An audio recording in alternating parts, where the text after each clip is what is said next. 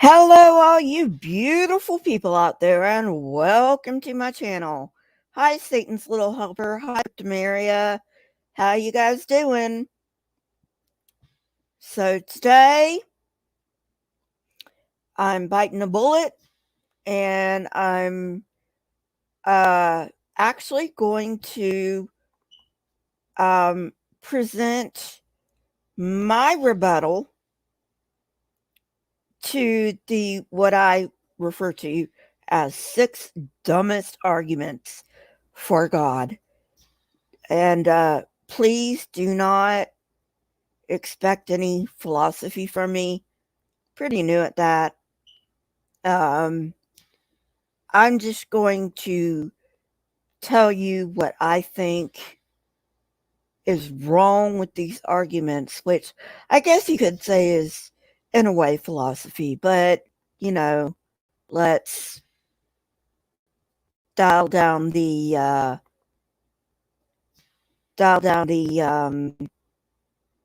the expectations. Alrighty. So, this is from creation.com. Link is in the description. The first one, which, okay, all of these are weak arguments, but the moral argument has to be the weakest, in my opinion. By the way, if you're a Christian, stop using these arguments, okay? They just don't work. Okay, moral argument. Moral values and duties impress themselves upon us every day. Blah, blah, blah, blah, blah. Okay, so we can formalize this argument like this. 1, if God does not exist, objective morals do not exist. Yes, you are absolutely right, creation.com. Objective morals do not exist.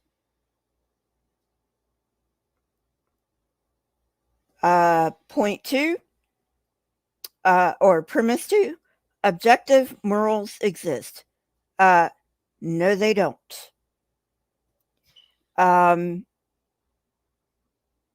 Morals. Hang on, let me change screens here. Morals are man's way of trying to get along with other men, other humans, okay? So humans trying to get along with other humans, okay? Now, there are morals we are all going to agree on. Well, most of us are going to agree on. Can't say all, but most of us are going to agree on certain morals. And that's just because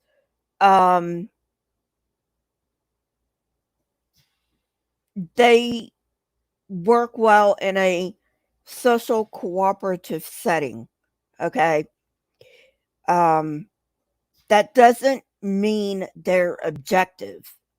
They are not woven into the fabric of the universe.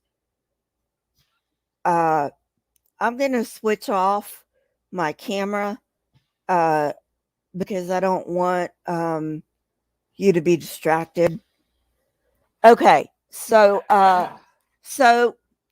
objective moral values do not exist because moral values, or even values in general, only exist in the human mind. If they only exist in the human mind, they are subjective. Even if there are morals, the conclusion, therefore, God exists. Weak ass argument. Weak ass argument.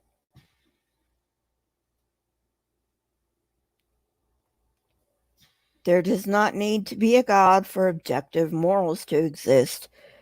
And seeing as how objective morals do not exist, then Well, morals cannot exist outside the human mind, period. The next one, the Kalam cosmological argument in the beginning. Now, I think this one is kind of funny because the Kalam is borrowed from Islam, and Christians don't like Islam. So I think it's kind of funny that they borrow a Muslim apologetic for their own apologetics. I mean, come on. Get with the program, people. All right. So the Kalam, in the beginning, what? Genesis 1:1 says, in the beginning, God created the heavens and the earth. But why think that's true? Okay. First, hang on.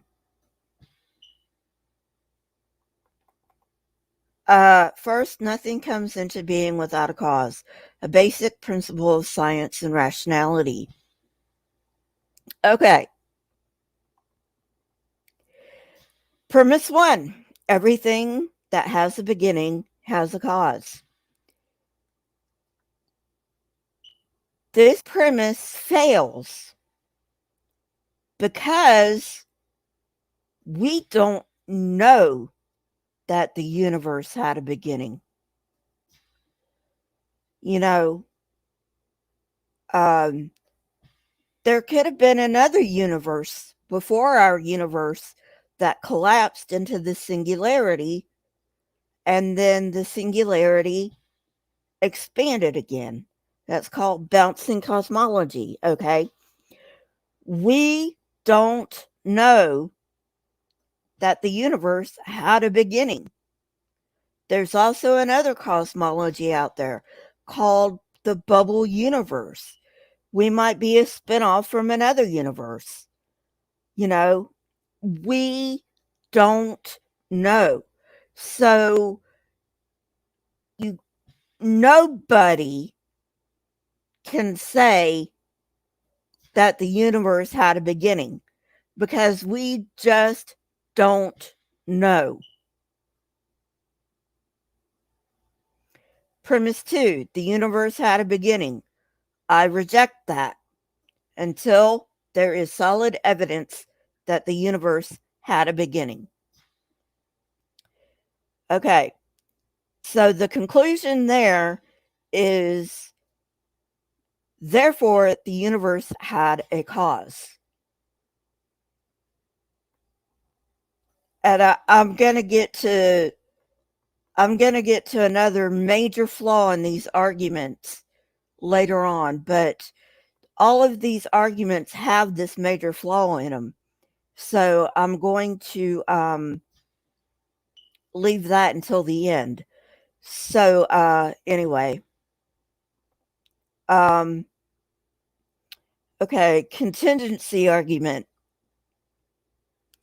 Why is there something rather than nothing? Underlying the question is a principle.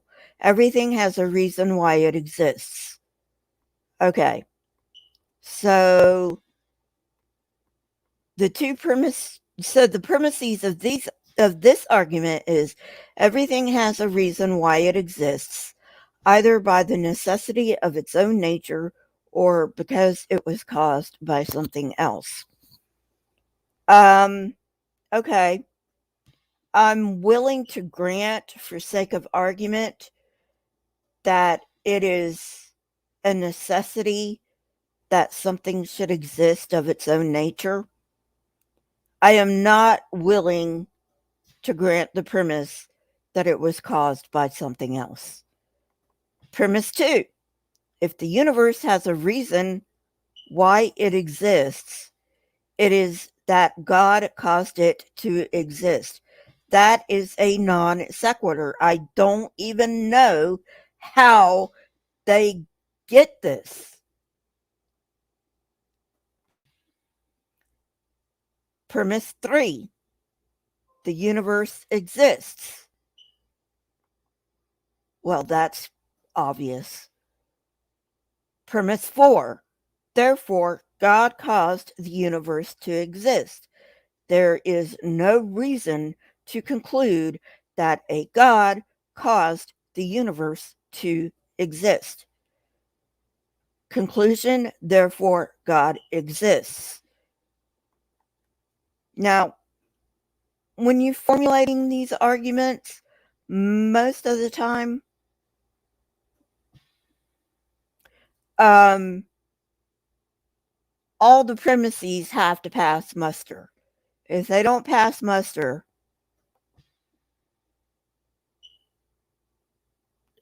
the conclusion must be false. So anyway, TV2Me says, it's only an idea, but I have adopted the late Stephen Hawking's postulation of his black hole universe theory. It seems plausible, at least. Not quite sure about the black hole theory of the universe, TV2Me. I'll look into it.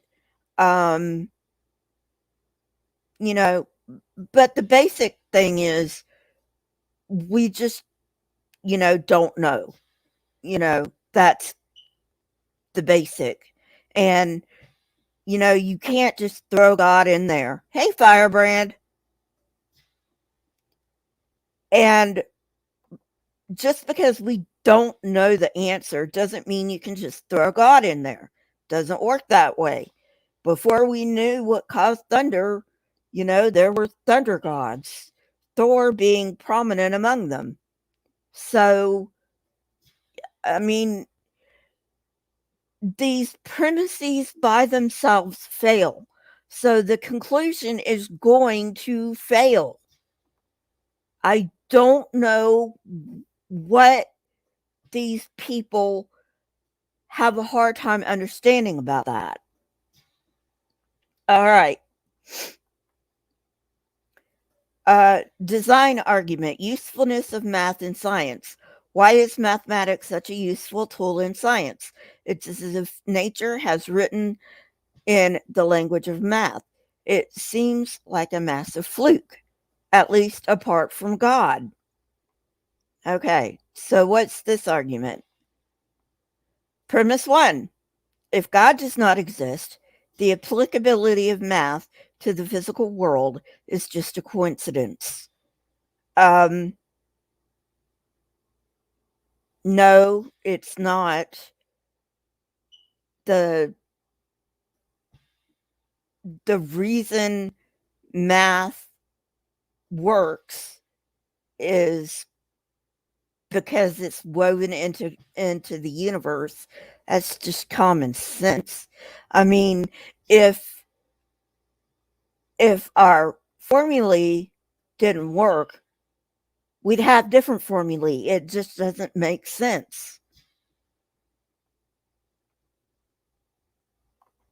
Exactly, Firebrand.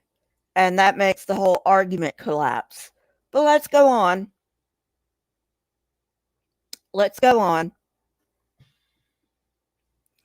Premise 2.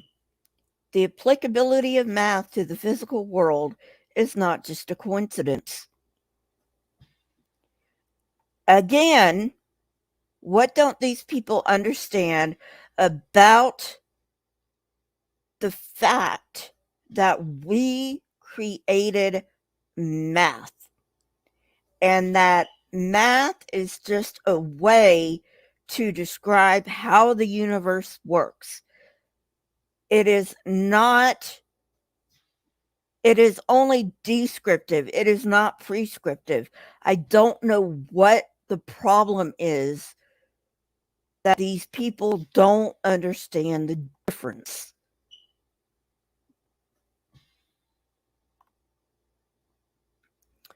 Premise 3. Therefore, God exists. That, oh my God, that is a dumb argument. That is a dumb argument. But again, these are the 6 dumbest arguments. And like I said, they all fail. And I'll say that at the end because it applies to all of them. It does. Okay. Ontological argument. God is uniquely supreme.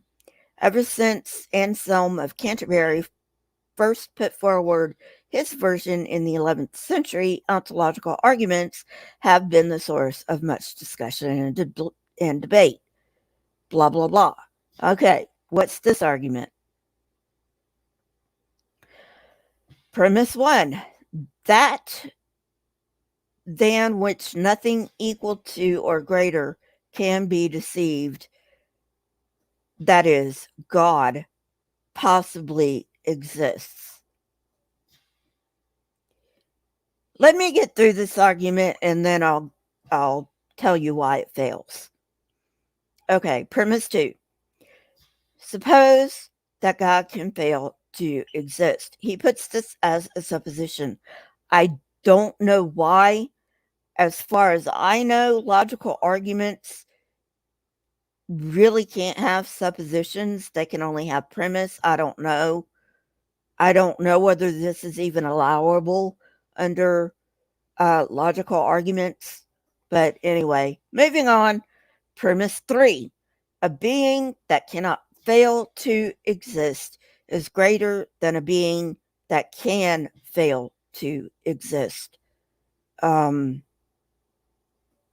Okay. Premise 4, or actually this comes from 3. 4. If that then which nothing equal to or greater can be conceived can fail to exist, then it is not that than which nothing equal to or greater can be conceived.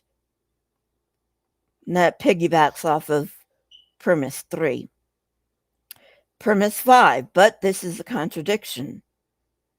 Getting very wordy here, people. Conclusion. Therefore, that than which equal to or greater can be conceived, that is, God, cannot fail to exist. Okay. So,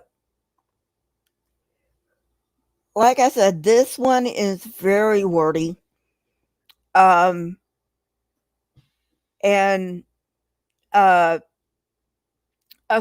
So,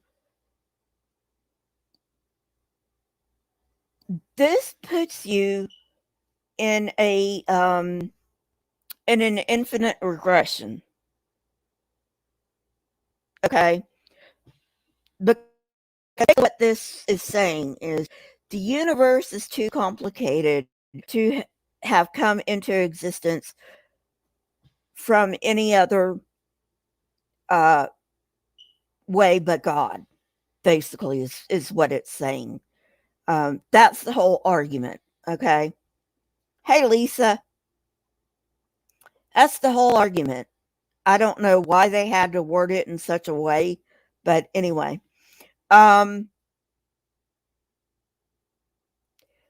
that puts you in an infinite regression because if the universe is too complex to not have been created, then that creator is therefore complex.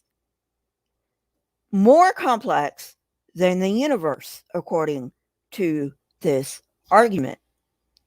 Therefore, that creator had to have a creator, and on and on and on and on and on and on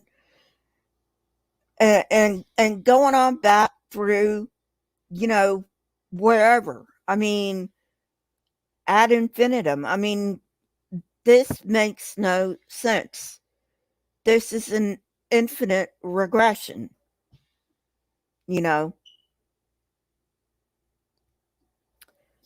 But there's another problem with this argument, and I brought it up before, which is we don't know that the universe hasn't always existed. This incarnation of the universe had a beginning, yes, at the Big Bang, but we don't know that the bouncing cosmology is false. We cannot stick a God in there until we answer that question. Have there been other universes before us? For all we know, the universe is self-existent, you know?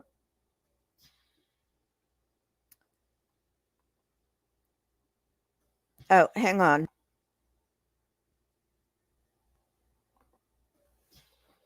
Probably not, Firebrand. Probably not.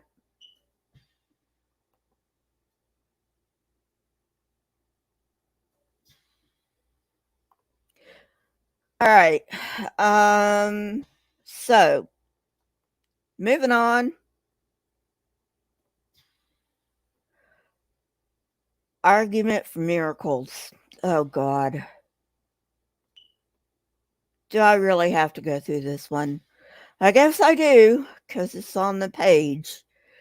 Argument for miracles. Jesus' resurrection. Jesus taught with a unique sense of divine authority. Blah, blah, blah, blah, blah. Okay. According to what? Your book? Your book isn't evidence. The only thing backing your book is that your book says it's true. Well, you know what? The Quran says it's true. The Bhagavad Gita probably says it's true too. Which holy book do we need to believe, Christians, if you think that your book is true just because it says it's true? Other holy books have the same thing. Doesn't make sense, okay? It doesn't make sense. The Bible only has the Bible. That's all it has. Okay. Premise 1. There are several solid facts concerning the fate of Jesus: his death by crucifixion, the empty tomb, his appearances after having died, and the disciples' genuine belief in his resurrection. Okay, let's break this one down. His death by crucifixion. For sake of argument, I'm willing to concede the fact there was a Messiah figure named Yeshua running around who was crucified by the Romans. I'm going to grant that premise. The empty tomb. Yeah.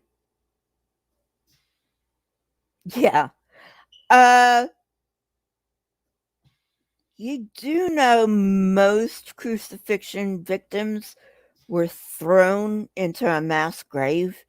They were left on the cross to rot, and then they were thrown into a mass grave.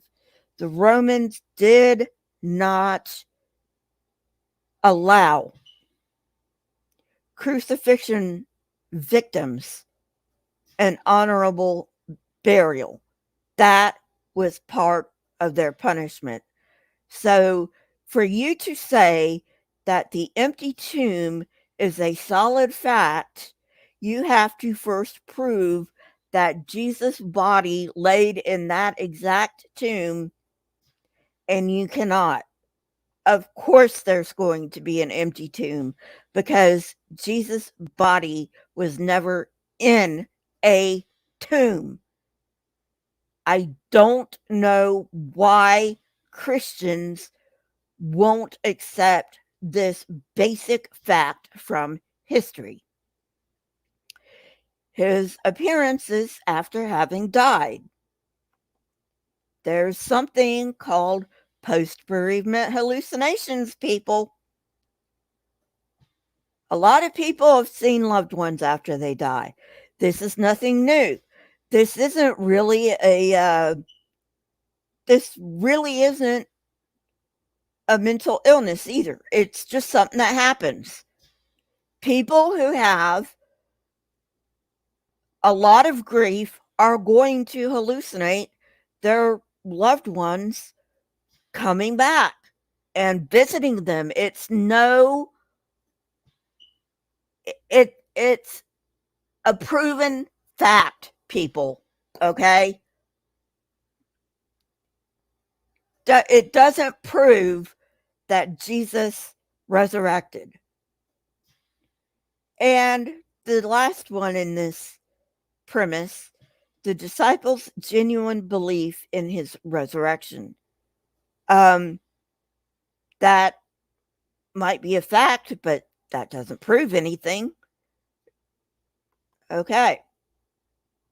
Premise 2. These facts are best explained by the thesis God raised Jesus from the dead. No, it is not. Or they are not, rather. No, they are not. I just gave you the best explanation for all of these facts. Premise 3. If God raised Jesus from the dead, then the God revealed by Jesus exists. Okay. Well, your first two premises failed. So your conclusion, therefore, the God revealed by Jesus exists, must, by the rules of logic, fail. Because premise 3 makes no sense.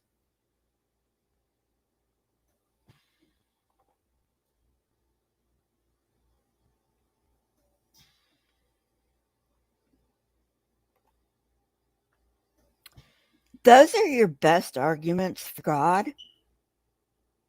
And like I said, I wanted to bring up my strongest argument against these arguments at the end, because this argument applies to all of the arguments. And that is exactly, Firebrand. They threw you in a mass grave. Even if somebody accepted these arguments, which they shouldn't because they're total bullshit, okay? They logically fail. But if somebody were to grant that these arguments point to a God, except for the Jesus resurrection one, okay? So we've got 5 arguments. Let's say somebody accepts these 5 arguments. That doesn't get you to the Christian God. The only argument that would get you to the Christian God would be the argument for miracles. And that doesn't even get you to a God. So how's it going to get you to the Christian God?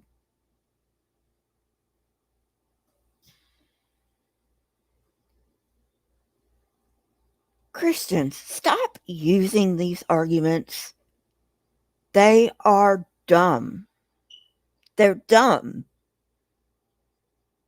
No atheist that I know of is going to fall for these arguments. None of them. Now, that doesn't mean I know all atheists, because I don't. Okay? But these are dumb arguments. I don't even know much about philosophy, and I can pick out these flaws in these arguments. Me, a dumbass when it comes to philosophy, can pick out these flaws. What does that tell you? Hi, Otangelo.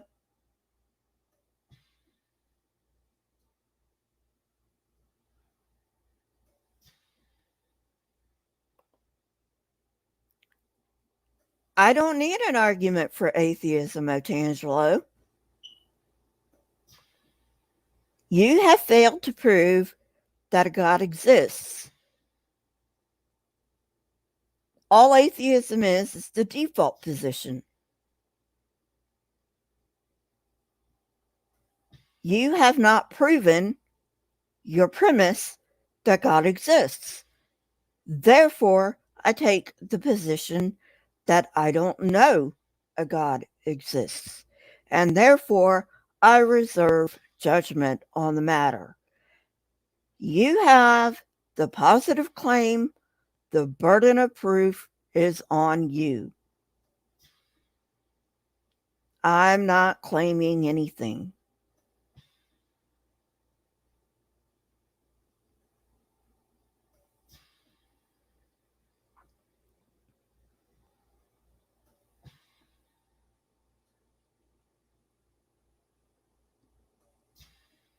Sure, Cryptomaria.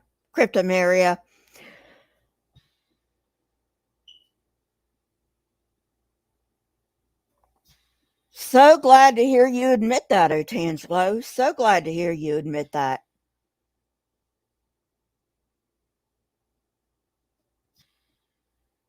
Oh, God. Look at the trees.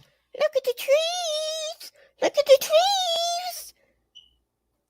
Otangelo, go back and watch this whole broadcast.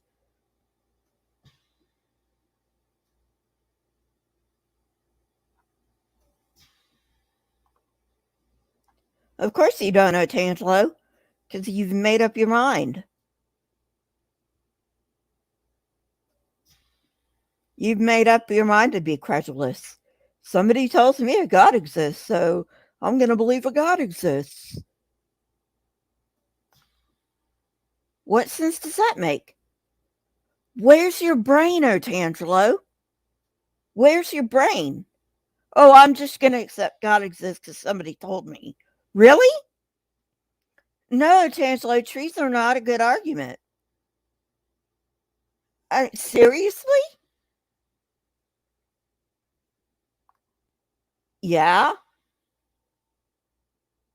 Photosynthesis, what's so? So? That's what they do. Why does photosynthesis prove God?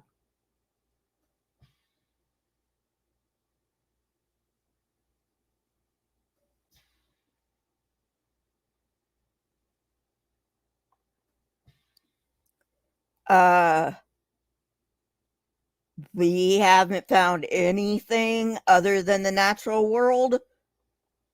Come on, Otangelo. You can do better than that. Yes, Otangelo, I have studied it. I've studied other religions too. You know what? I don't put faith in any of them.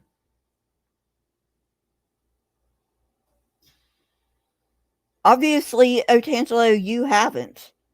Because I can tell you right now that there are contradictions in your Bible.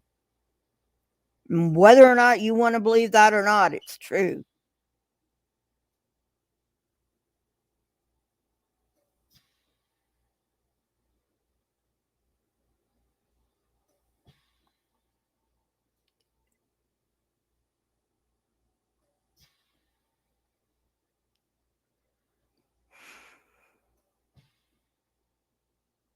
Yes, you are correct. That does not mean that there is no God. I never said there was no God. I said I don't believe in a God. What? You can't even understand English, Otangelo. I understand English is not your native language, okay? But seriously, what about there is no God and I don't believe there's a God? What don't you understand about that? I'm not saying there's no God. I'm saying I don't believe in a God. two different things there. I don't care whether anybody cares. I'm here to educate people, Otangelo. If you got a problem with that, I'm not telling you to come to my channel.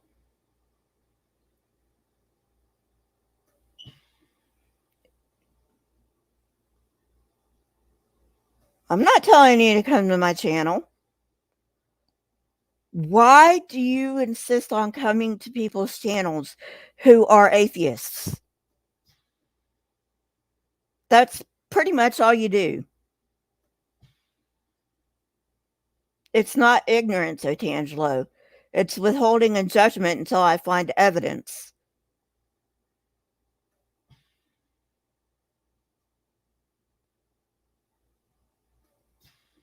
That's what people should do. Exactly, Lisa, exactly.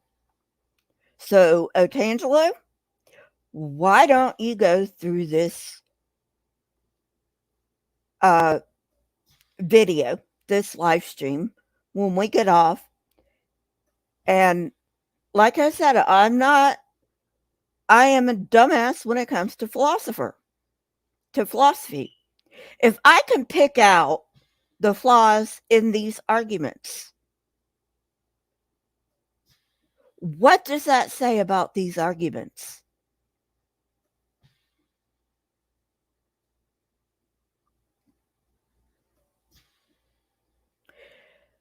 Otangelo, you have to prove a God exists.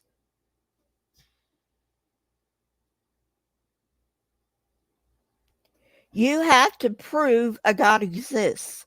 And you have already acknowledged that there can be no empirical evidence that God exists.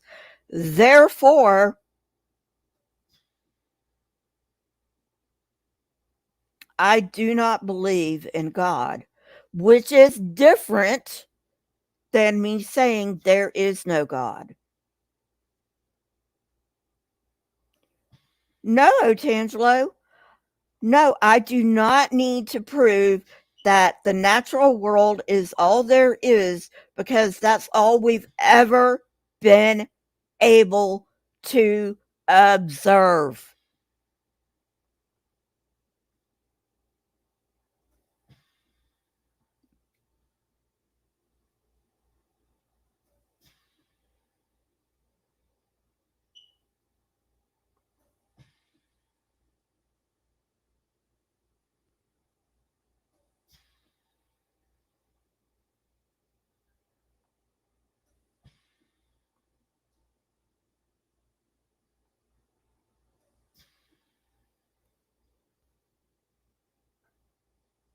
If God is real, why can't we observe him?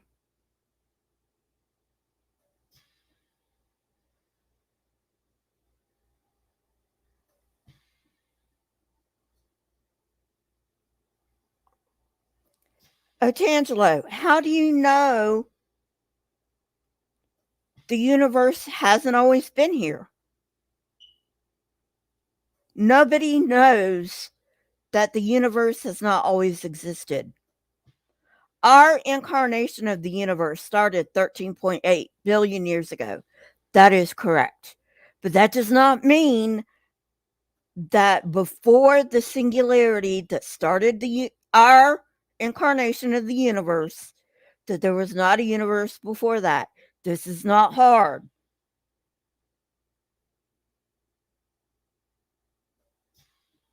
Oh my God. Don't even get me started on the second law of thermodynamics.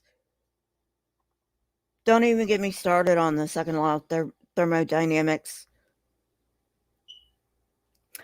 The second law of thermodynamics, Otangelo, only applies to open systems. Yeah, open systems. No, closed systems. Only applies to closed systems. If the universe is a bouncing cosmology, it is not a closed system.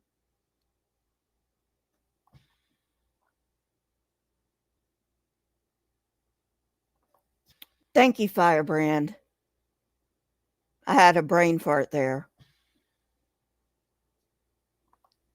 Thank you, Cryptomaria. Thank you very much. Prove it. That is an assertion. Prove it. Prove that the universe is a closed system. Prove it. And then write it up with all your measurements and calculations and go collect your Nobel Prize, Otangelo. Prove it. You want to assert it, you need to prove it.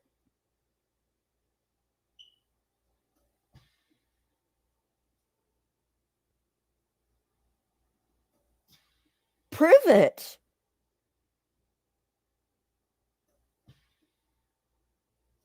That's what science is, Otangelo.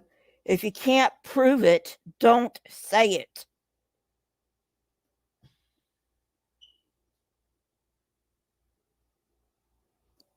If you can't prove it, don't say it.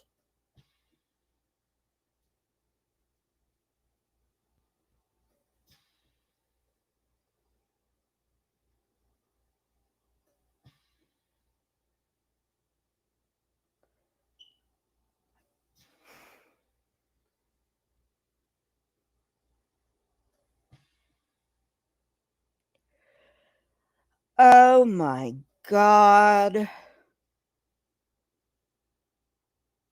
Otangelo, I'm not getting into this with you tonight. I'm tired. I want to go to bed. But I will say this. You are absolutely right. Science does not prove anything. However, there are theories that have had predictions always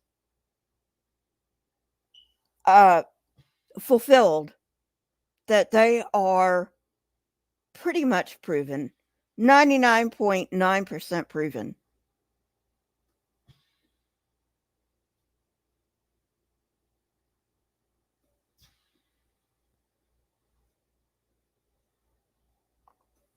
Yeah, that's what I want to know, Firebrand. Thank you very much.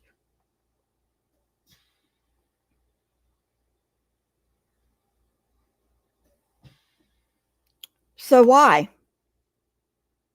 You have to prove that the universe is a closed system. You just said that. You just made that assertion. Prove it. Prove it. Because I guarantee you that you cannot.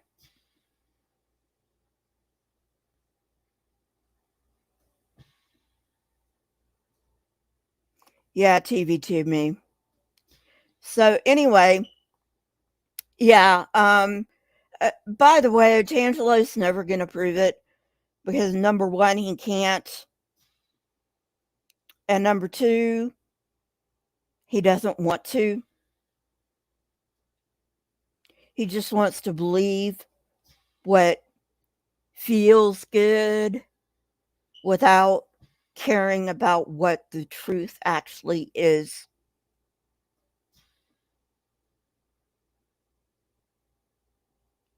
And that's what Christians do too. Christians don't care what the truth is.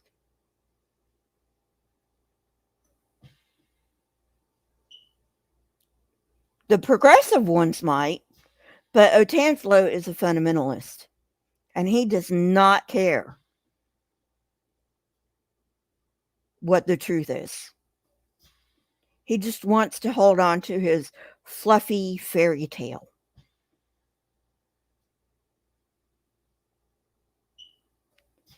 Otangelo, you have to prove it.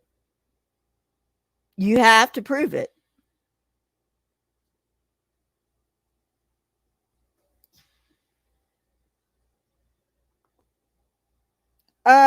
Sure.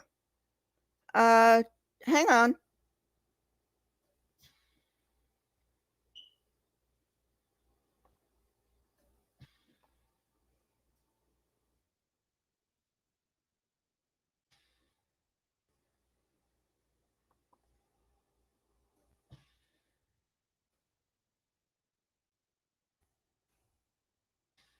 There you go. Come on in, Wild Heart.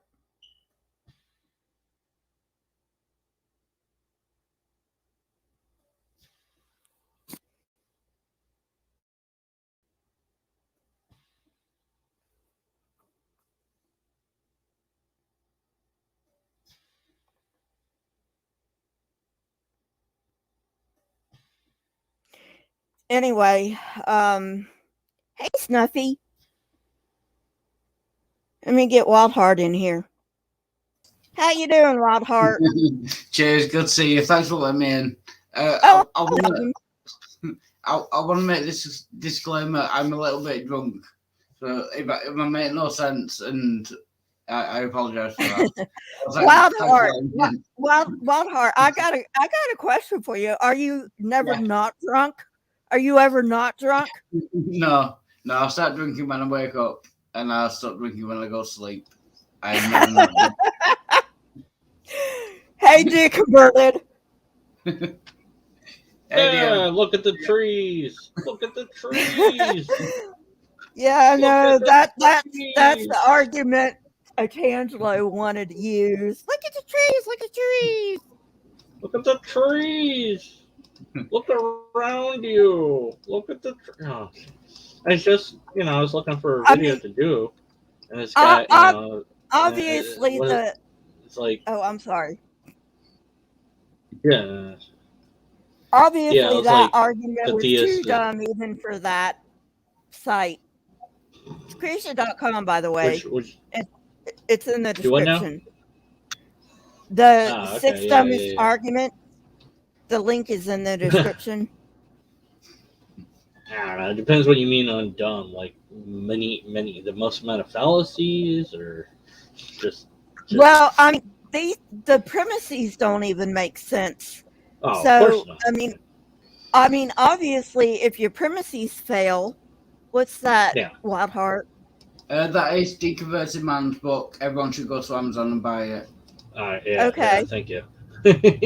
Thanks, Paul. Always shouting me out, man. Let me look at this website here. It's going pretty good, Lisa. My arm is now only hurting. That's probably. Yeah, I got my C19 shot today, and I zonked out.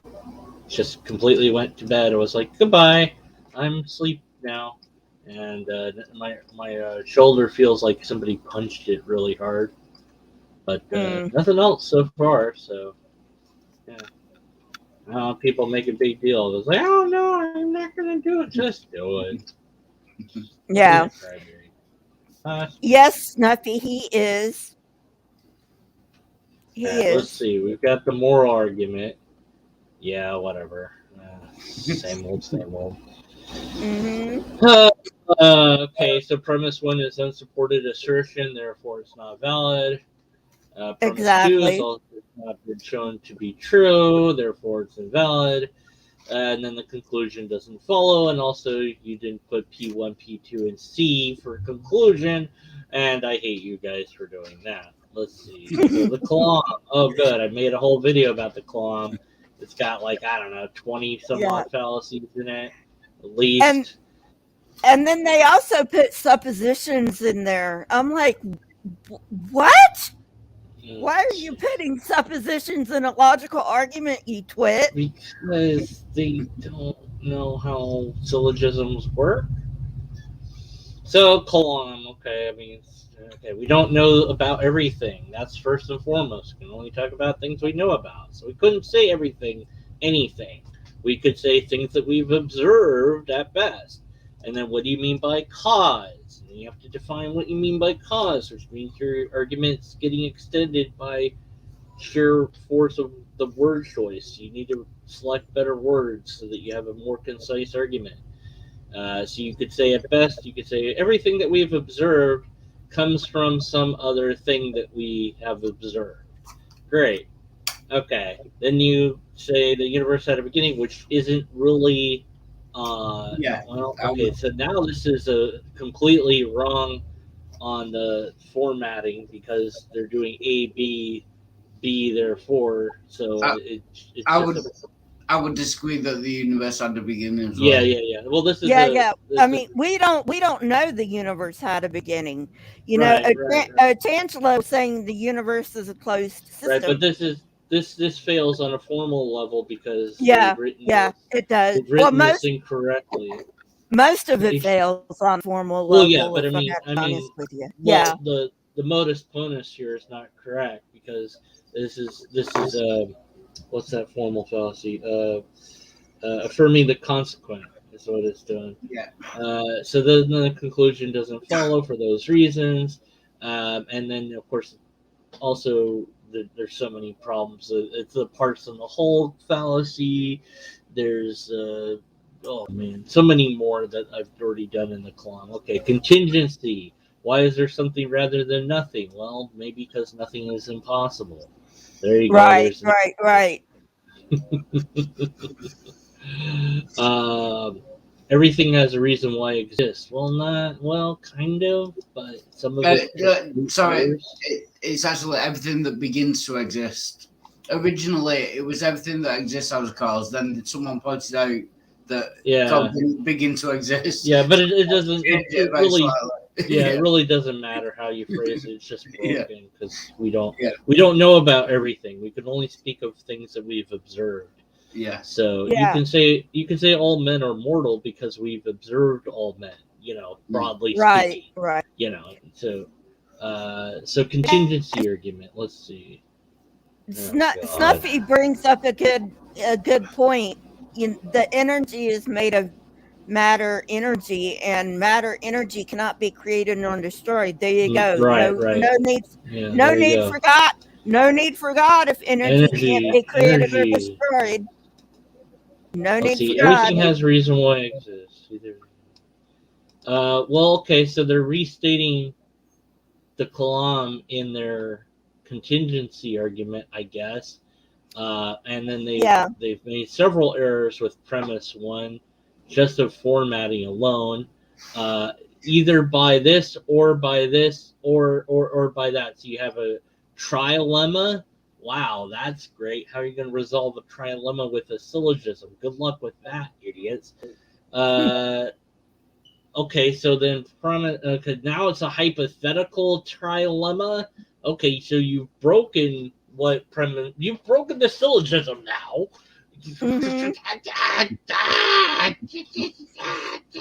Yep. Why? This is why? Oh man! Here, let me. Here, let me. We can see. And then he had a syllogism with 6 points. I'm like, oh god. I'm why? Like, no syllogism has 6 points. Oh jeez. Well, I mean, okay. So I'm on this one. Let's see. Can you see this good enough, or do I need to zoom in more? Oopsie. There we go. That's more. There you go. Is that good? No, okay, that's fine.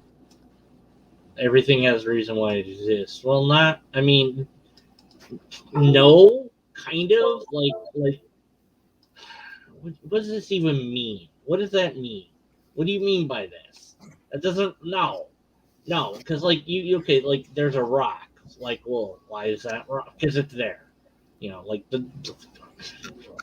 Either by necessity of its own nature. Okay. So you're talking about a priori. And I brought this up when I was on the column. Why are Christians using an argument from a Muslim apologist? Well, that it's just that's where it came from. It doesn't, because it was arguing for a generic God of theism that they could, so it didn't really matter to them who made the argument, because it's just like, oh, it's such a generic God that we can squeeze any God in there just about. But anyways, yeah, that's what. Wow. I mean, just premise 2, if the universe has a reason why it exists, it is that God caused it to exist. Yeah, no, okay. So this premise doesn't lead to this premise, so that's a problem. This premise should be what should be. That should be a conclusion, not a premise, because this needs to be argued for. This is a hypothetical syllogism. That needs to be a separate argument. Okay, that you can say. You can say the universe exists. That should have been the first premise. That does not follow anything at all that you laid out. Not even a little. Yeah. Like, you have no association causation linking premise 1, 2, 3 to 4. And I'll be right back, guys. Oh my word. I'm sorry, deconverted. I'll be right back. That's fine. I'm gonna keep complaining about this. All right. No. This whole syllogism's broken. This isn't even a syllogism. What is this? Is it a list? Is this just a list of things you want to get in the store? Yeah. It's like, let's go to the store and get some lettuce, milk, ice cream, tomatoes. Therefore, lobsters exist. You might as well say that. That's it. There you go. I fixed your. This is broken. This isn't. You didn't even try. Make this better. No, stop. Like, I could make it better. It's not that hard. Guys are so. Stop. Oh, it's creation.com. No wonder. Okay. Design argument. Oh God. Usefulness of math and science. What the hell does this have to do? Oh God. Why is it a useful tool in science? What? Because it is? Oh, God. Oh, jeez. No. No. Oh,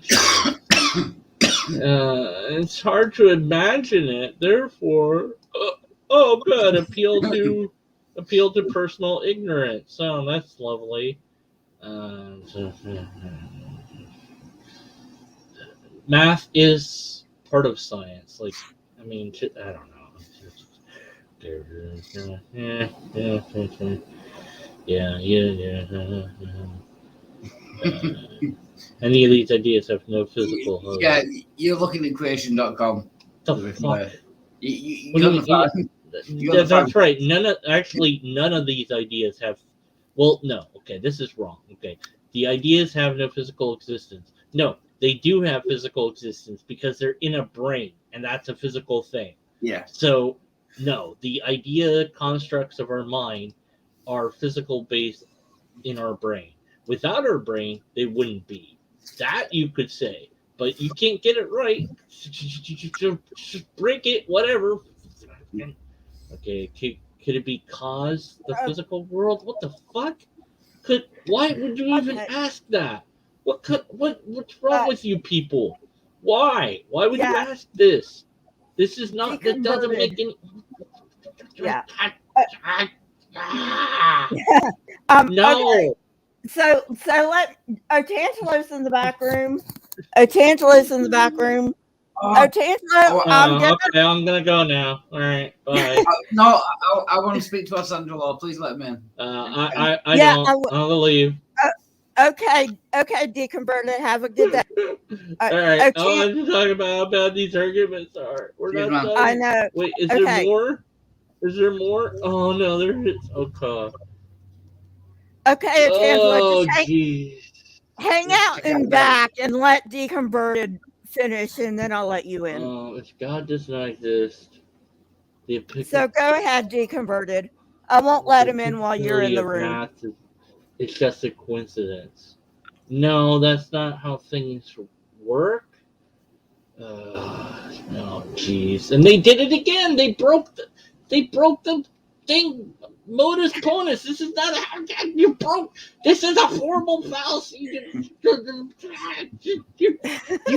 It's A, then B. A, therefore B. They're doing A, then B. B, therefore whatever. No, that's not how that works. Idiots. I'm going to hit them.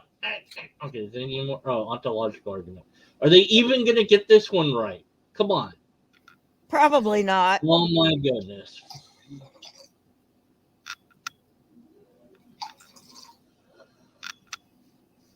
Yeah, they got this one wrong too. They can't even copy and paste the argument from some other apologetic website. Oh, God. These are the worst arguments ever. Okay, we're done. I give up.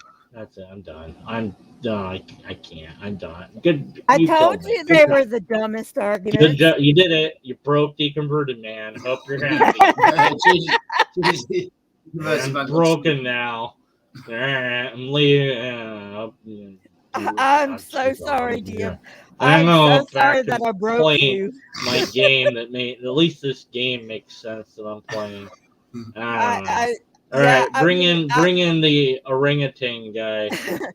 I told you they were the worst. Oh, I forget how he sounds now. I can do a pretty good imitation of him when he's talking, but yeah. I mean, I am a dumbass when it comes to philosophy. I mean, I'm an absolute dumbass when it comes to philosophy, and I can pick out the flaws. Yeah, that's pretty. It's bad. It's just that they can't even get the format right. That's just so basic. If A, then B. B. And why do they have suppositions? They go, why do they have suppositions? If A, B, A. And it's like they flip it all around, and it's like,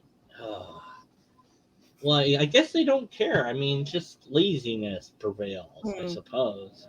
Yeah. I'm sorry I broke you, deconverted. That's fine. Yeah. Hey, you saw the title, man.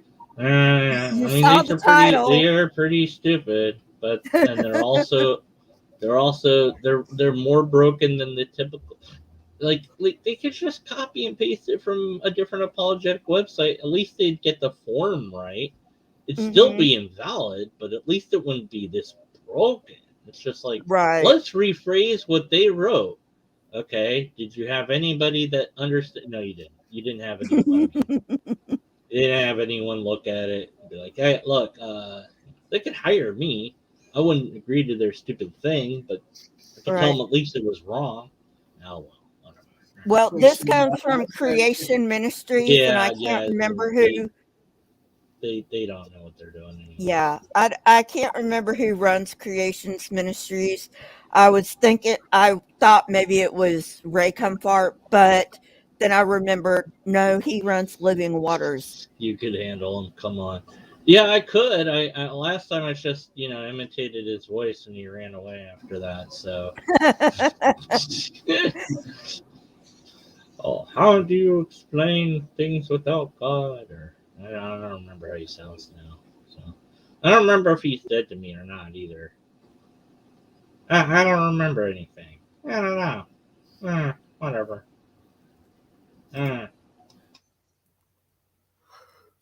Yeah, it is interesting, Lisa. Dante's Inferno is very interesting. So anyway, go ahead, deconverted. I'm sorry. No, I'm done. I'm gonna. Yeah. It's just and let the dude in, and if I can't take it, I'll just leave myself. I'll just excuse myself. Okay. Otangelo. Otangelo, I'm going to let you in, but I swear to God, this is a promise. I swear to God, if you do not let people speak, I will put you in the back room. Got it? Now let's see if you can stay in the room more than 2 minutes. How are you doing, Otangelo? Well, good. It seems that I don't let people talk. Is that what you're implying? No, you don't let people talk. Okay, I'll try my best Hey, to let Gene. people talk. So. Good to meet you, Alessandro. I'm a big fan. Sorry. Yeah, okay, Angela. Well, you're in here. What do you want to talk about? I mean, I assume you want to talk about these arguments. Yeah. Look at the trees. Look at the trees. Well, would you like to talk about the trees, or would you like to talk about thermodynamics, or if the universe is an open closed system? What would you like to talk about? The universe. Those aren't the arguments on the webpage.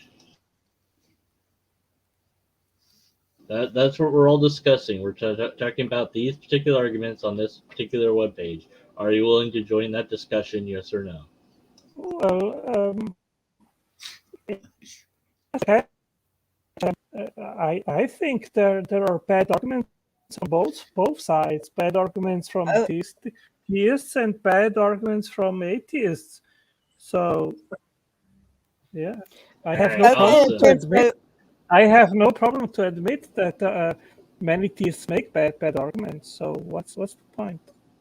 All right. Well, you're willing to admit every single argument on this website is bad? I don't know what the arguments that you have discussed while I was listening. Okay, well, the web page is in the description at Angelo if you want to go see what those arguments were. Yeah, give me a minute. Yeah. By the way, you're roboting. Yeah, obviously, I know.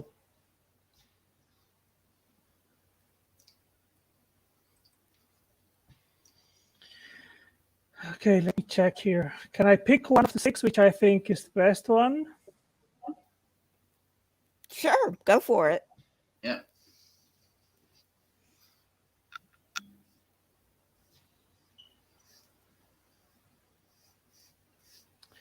Okay, the argument which I think is the best is the teleological or the design argument. This is what I focus most of my time.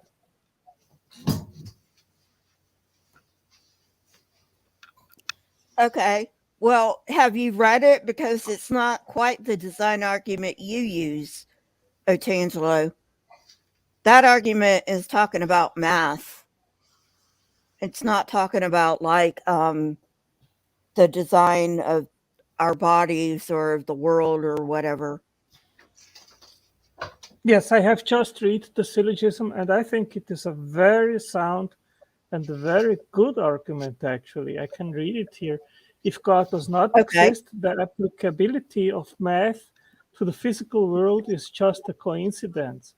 The applicability of math to the physical world is not just a coincidence, therefore God exists. So you need basically to explain how the applicability of math to the physical universe is due to non-intelligent causality and mechanisms. Can you just go over that again? Can you read those four premises out, or the whatever? Wow. Can you read that again, please? 1, if God does not exist, the applicability of math to the physical world is just a coincidence. 2, the applicability of math to the physical world is not just a coincidence. And 3, therefore God exists. Can we stop at 2? All right, this is real simple. All right. I mean, okay. Okay, Otangelo. Math is our way of describing what happens in the universe. It is not prescriptive in any way. Our math does not say this has to happen. Our math just describes the universe. If the universe worked in a different way, our math would be different. Can I just point out number 2? The applicability of math to the physical world is not just a coincidence. Can you justify that or back that up, or prove why that is the case in any way, shape, or form. Why couldn't it just be coincidence? No, it's even worse than that. You know what affirming the consequent is? Yeah. Okay, that's what this syllogism's Yeah. saying. It doesn't matter. Nothing else matters. It affirms the consequent. Game over. This is broken. Number two, the applicability of math to the physical world is not just a coincidence. Can I get some reason for that? Some backing for that? Some basis for that? Anything? I'm looking at Alessandro at the moment. That's just a bold-faced statement. Yeah, well, the fact of the matter is, he said this syllogism was great, or how did he phrase it? Did he say it was wonderful or whatever? No, it's not. It's affirming the consequent right out the gate. Yeah. The argument doesn't matter what it said. It could say anything. It's failing already because it affirms the consequent. Period. End of story. If X is not B, therefore C. Okay, well, what's that? That's affirming the consequent. That's it. We're done. Okay, so Thanks would for you playing. like me? You don't know how like logic works. Thanks for playing. Okay, so would you like me to give an input to that? It affirms the consequent. Fix it. Fix the argument. Okay. So the universal constants of the universe, they are the speed of light, the Planck constant, the Boltzmann constant, the unit charge, the rest mass proton, the rest mass of neutron, the rest mass of electron, and gravity force constant. So what does that mean? That means that these universal constants, they are not grounded in anything deeper. So you can just discover them, and the numbers, you plug these numbers into the equations, and there is no reason why you just could not plug in other numbers. And if you would plug in other numbers, then our universe would not exist. So the question, of course, is why are these numbers precisely those which permit our universe to exist, rather than not other numbers? Then we would not be here. That's so nice. I think so that's not nonsense. That is a fact. It doesn't matter. I just want to point. No, it doesn't. Wow. Okay, Chancellor, let deconverted man speak. Let deconverted man speak, Chancellor. Yeah, he said that the argument was good, and it's not. So none of the other things that he says after that matters to me. Until he fixes the argument, which he has not done, it doesn't matter. The argument as presented from that website affirms the consequent. Here's what affirming the consequent is. We can go back. I can show and demonstrate that argument indeed affirms the consequent. If he needs me to map that out for him, I will. Until he admits that, which I don't know why you would look at this argument. Oh, this argument's fine. No, it's not. It's broken. Nothing else matters until you fix the argument. So if he wants a new argument or if he wants to fix this argument, either way, fine. Give me a different argument or fix this one. One or the other. Nothing else matters until you do that. And nothing else matters. Sorry. I think he left because we were mean to him. The big mean atheists were mean. I didn't. Just because I'm Kermit doesn't mean I'm wrong. Well, I mean, but the problem is we're not mean. We're just asking him for. Oh no, I'm horribly mean to him. I just made fun of him right now. Well, I'm not. I try not to be. Let's put it that way. Sometimes I don't always succeed in not being mean to him. But he's like, the universe is a closed system. I'm like, we don't know that. We don't know that, Angelo. Yeah, we do. Prove it. Prove that the universe is a closed system. Write it up. But see, the thing is, you don't even need to go there because you've been given a faulty argument.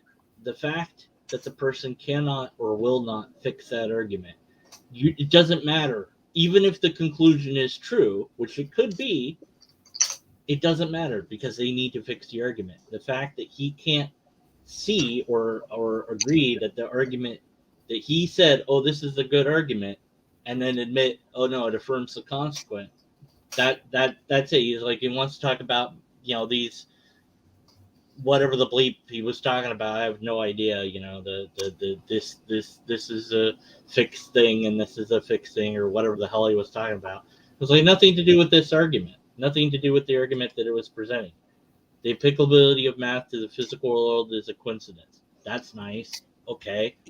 And if this is true, so it's a hypothetical syllogism, okay, fine. Great. If A, B. Then they say, oh, B, therefore C. That's broken. Doesn't matter. That's it. You're done. Game over. I mean, fix the argument.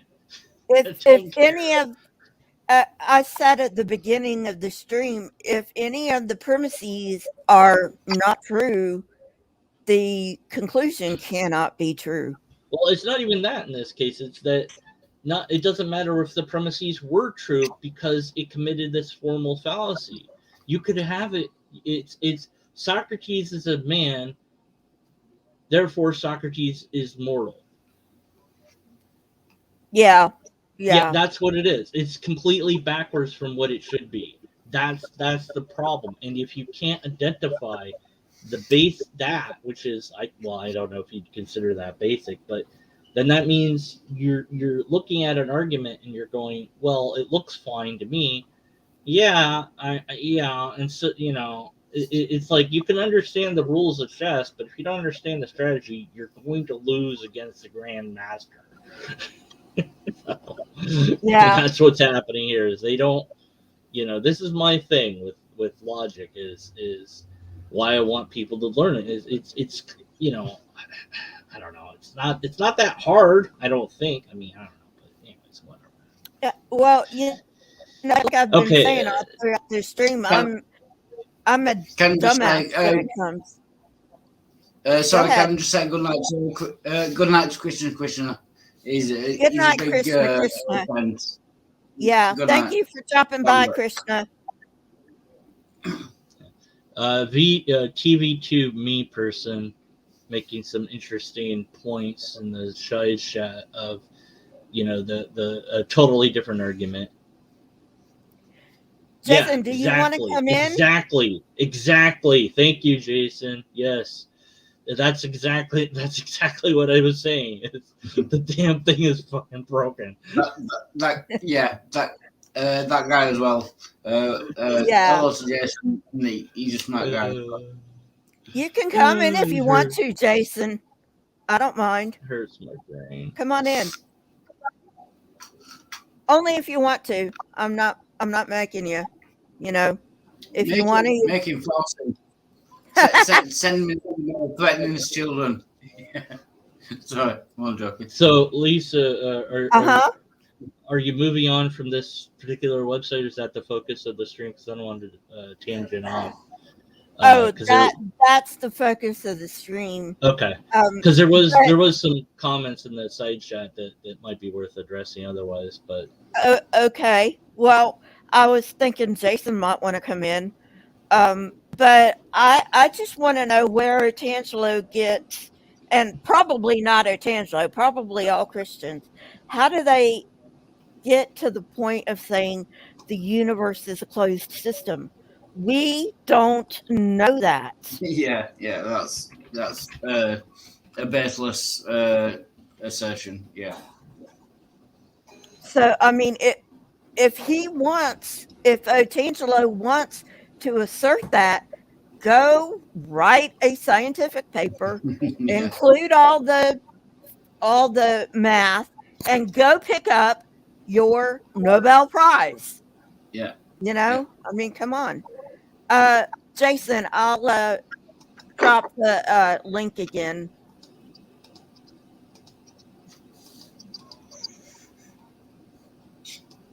So anyway, yeah, but seriously, until the second law of thermodynamics does nothing until you prove that the universe is a closed system.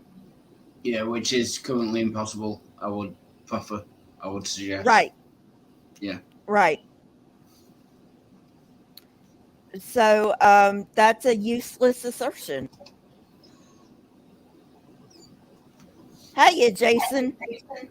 Hey, what's up? Can you hear me? Uh-huh. Okay.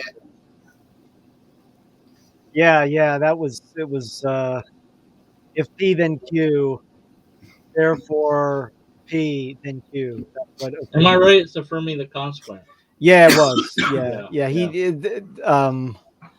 Yeah. Although it's a little the modus. That's a modus ponens is a little tricky. Well, they have the problem is they put a hypothetical syllogism after the first premise. Yeah. It's like, wait a minute, which is it? Is it a modus ponens or a hypothetical syllogism? Decide what you want first. You're gonna mix together all the things, okay? Yeah, those still. I mean, and that wasn't the only problem with that. Oh, yeah. The propositional argument, because it was like I can't even remember exactly, but it was. I can bring it back here. Yeah, put it back up. I'm just curious. I just pulled up a thing about the closed universe. So like, oh, this thing says there's closed. It is. Yeah, this Lisa's right. Like, there's no guarantee it's a closed universe. ScientificAmerica.com says stuff about it, so that's good enough for me. I don't know what the hell. I don't understand this stuff. There we go. Let me get this back up here. No, that's the wrong site. That's They said yes. They said that it is a closed system. So checkmate us, I guess. I don't know. But they say they're saying it's a closed system. But the thing is that just the most basic aspect. If there are external forces to the universe that we are unaware of, then it wouldn't be a closed system, and we don't necessarily like they're talking about. Like they're talking about energy, right? Sure. So I don't know. It depends. It also really depends what you mean by universe. There's so many. Definitely, definitely, because we don't know that there is not some preceding input into our universe. All we can do is make the assumption that it's a closed system given the knowledge that we have, but we don't have full knowledge. So I'm imagining a physicist would say everything that we know would say it's a closed system, but we can't say that with 100% certainty. Yeah, exactly. I don't know what it has to do with anything else, like whether it is or isn't. How does that connect to? Because if there's if the bouncing cosmology model of the universe is true, then it's not a closed system. Yeah. I mean, that's the simplest example I can think of. There's probably the one that I was amazed by was the World Science Fair where they were talking about antimatter universe. Well, from our perspective, it's antimatter, but if you were in that universe, then it's our universe. It's the antimatter universe. Just depends how you look at it, right? Okay, I got the thing back up. If you put that, Lisa. There it is. Okay. So. Yeah, if God does not exist, the applicability of math to the physical world is just a coincidence. So under that statement, you would say that if God the applicability of math couldn't be a coincidence if God existed, which I'm not sure if that's actually the case. I mean, God could have. I mean, I guess you're saying that since God is all knowing, God would have necessarily have resulted in constructing the physical world. Therefore, the way math is applied would not be a coincidence. Okay, fine. But the second one, the applicability of that's one I have the problem with. That's just a bold assertion. The applicability of math to the physical world is not just a coincidence. There's no justification for that, no reason for that, no. I mean, somebody could make the argument that we have a physical world, and how math relates to the physical world is not coincidental, because the physical world dictates how math works. But the physical world in and of itself could be randomly constructed, and therefore I consider randomness or uncertainty essentially akin to a coincidence. Yeah, I mean, well, also, I'm sorry. I also pointed out, that math is descriptive, not prescriptive. Yeah. If we lived in a universe where the mathematics were different, we'd have different math. Right. Or if we lived in a world that had if it was a different physical world, we would have different math, because math is describing the physical world as we see it. If the physical world is different, if the laws of nature are different, then the math would be different. Exactly. I mean, you don't really even need. I mean, the thing is, though, let's just say that this was completely different, that math didn't work. Then you would have the same. You'd have, well, math doesn't work because God didn't want it to work. Therefore, God exists. I mean, you could have the same argument. It doesn't.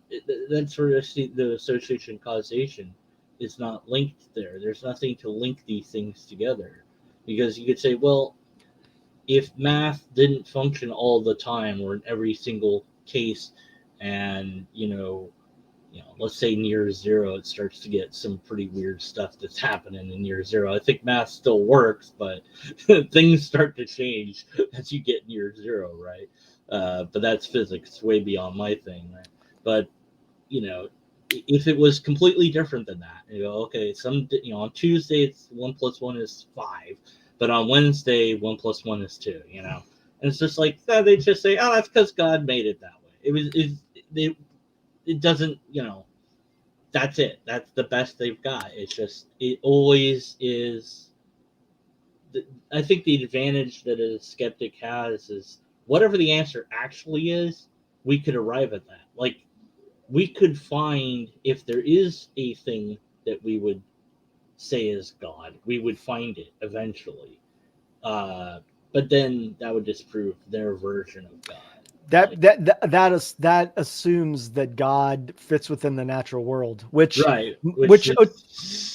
Ontangelo goes back and forth on this, because I can't really understand his position. Sometimes he's arguing from a position that the natural world, that God is within the natural world, and then other times he argues that God is external to the natural world.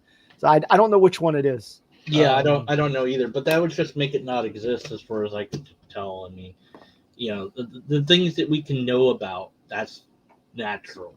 Then there's what philosophers are doing when they're doing duality, to me, is just making up a thing that cannot be proven. And so it's like, why are you discussing this? This is a category that you've defined in such a way that it can never be proven to even be a category. Isn't that a problem? I don't know.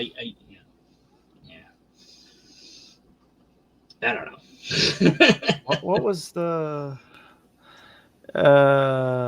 it's likely a closed system that made our existence possible. Otherwise, there wouldn't be a possible panspermia effect in our evolution. Once again, all postulation. Yeah. Okay, I see what TVTube was saying. Was talked about panspermia, that they had made some discovery that basically didn't rule it out, but made it not needed. Like, we don't need to posit it anymore, because everything we needed for early life was already on Earth. I don't know. Mm-hmm. Like, yeah. Anyone else heard that or knows what I'm talking about? So I'd like to get off this topic and talk about mat surfing monkeys. No. Yeah. You want to talk about what? Matt surfing monkeys, Matt Powell surfing monkeys. He literally thinks that scientists say that monkeys literally surfed on surfboards over to the New World. Well, that's what he thinks science says. Well, it does. National Geographic, that's a science thing, right? When were surfboards invented again? There's some like analogy he's making that I don't understand. Like the same thing, like Standing for Truth will be like pond scum to humans. Like when they make these, they make these like really grandiose statements. Here's the article. Here's where this idea is coming from. I've got it here. I'm sure it's like Neanderthals like built boats or something and came. There you go. This is from NationalGeographic.com. So this is the article. Which isn't even a scientific journal, I point out. Sure, but why not? They served to South America. Why not? No, I don't want to. No. No.com. There. Leave me alone. Thanks. Go away. Great. Whatever. Sorry about that. Mariano Bond, Nature. Mariano Bond. So it requires a bit of imagination. Oh, okay. So it's not real. Got it. Hold on. No, I mean, all they're saying is that some vegetation might have broken off from one of the other continents, and that's how New World monkeys got to the New World. I mean, what's wrong with that? Well, it's not like there's surfboards. Like, oh, look, it says this. There you go. That's all I need. That's my whole argument. I mean, this is the actual paper that they're referring to. Here, I'll put it in the private chat. Yeah. There's the paper. I'll put it in the side chat, too, for anybody who cares. This is the paper that they're referring to. So it's clearly, a little bit more sophisticated than that particular statement. Yeah, but I mean, that's just of course, because National Geographic has to dumb down things for, people who don't understand scientific jargon, basically. They shouldn't have said like they did, because it is pretty dumb. But on the other hand, I have seen monkeys surf. So you can train a monkey to surf, so it's possible.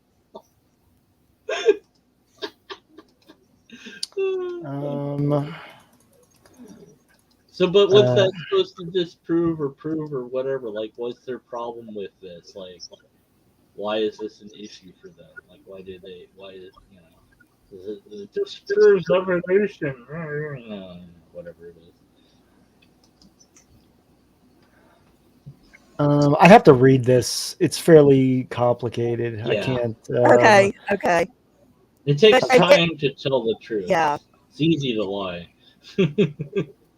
Yeah, but I mean, National Geographic is not a scientific journal, people. They're trying to figure out how they arrived. That's what. Right. Right. Okay. Wait. I'm reading the conclusion. It says, so here, bear with me. It says, South America and Africa have been separated since the late Cretaceous, so vicariance of primates does not appear reasonable as an explanation for their appearance in the Eocene on two continents separated by the Atlantic. Numerous studies have focused on the possibilities of primates crossing the Atlantic to reach South America from Africa, and they list several references. With rafting across the Atlantic usually considered a feasible way for how primates arrived in South America, presuming they originated in Africa.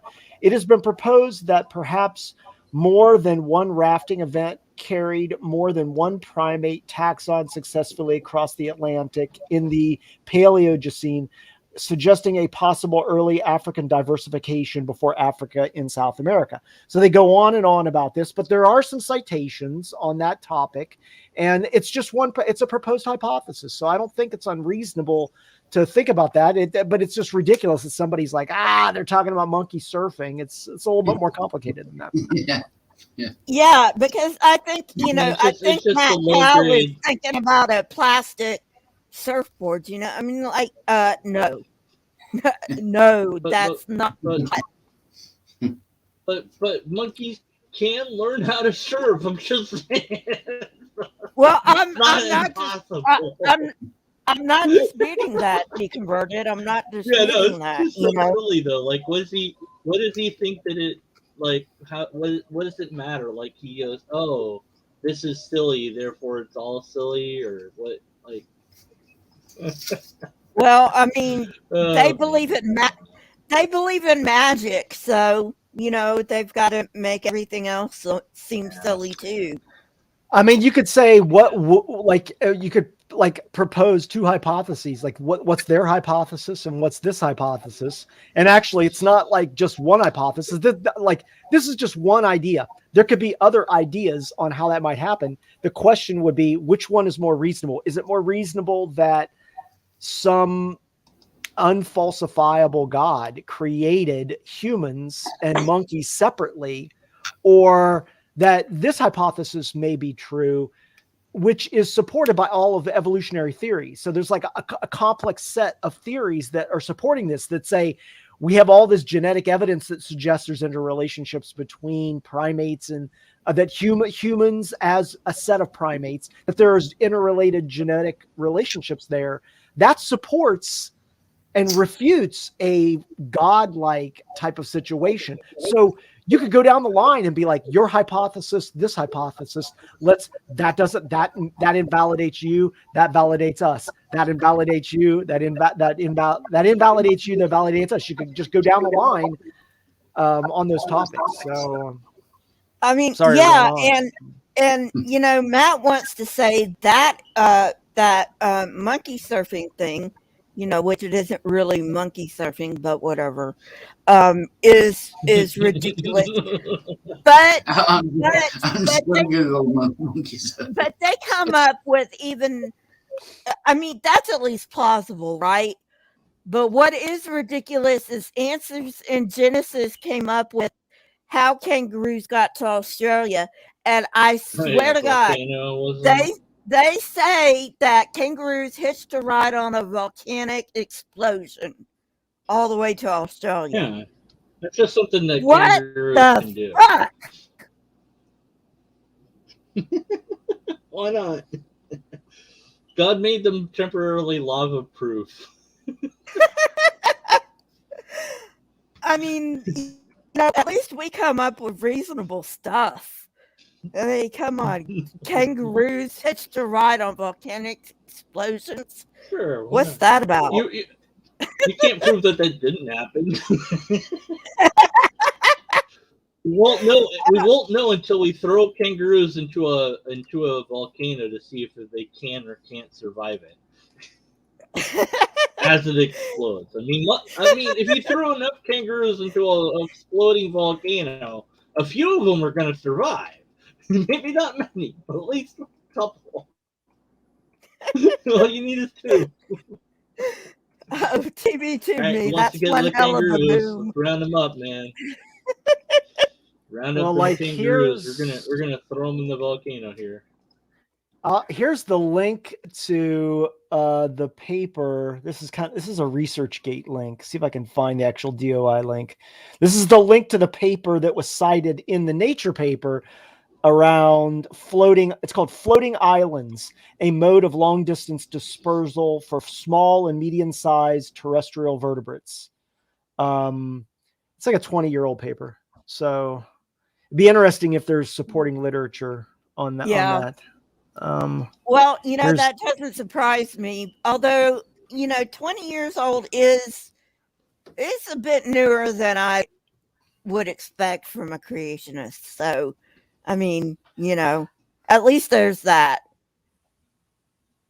Yeah, I have to look at the full paper. Shit. God, I wish ResearchGate would provide the DOI for this. I'm gonna have to find this another way. HOULE Floating Islands. JSTOR. There we go.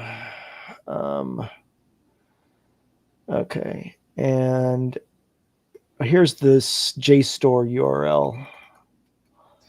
I'll put this in the side chat so folks can get it. There's the JSTOR. Here it's in the private chat too. There you go. Let's see if I open this link in a new tab. Yeah. There we go.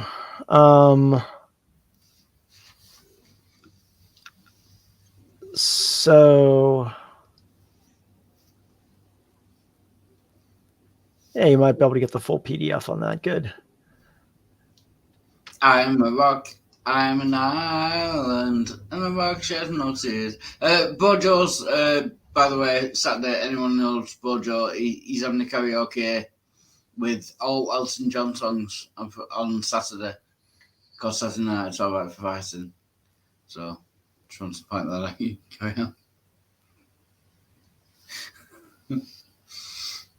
Yeah, they cite a bunch of stuff about like this raft floating. They say floating island, but you can imagine that there are transatlantic journeys that small animals could make. And the fact that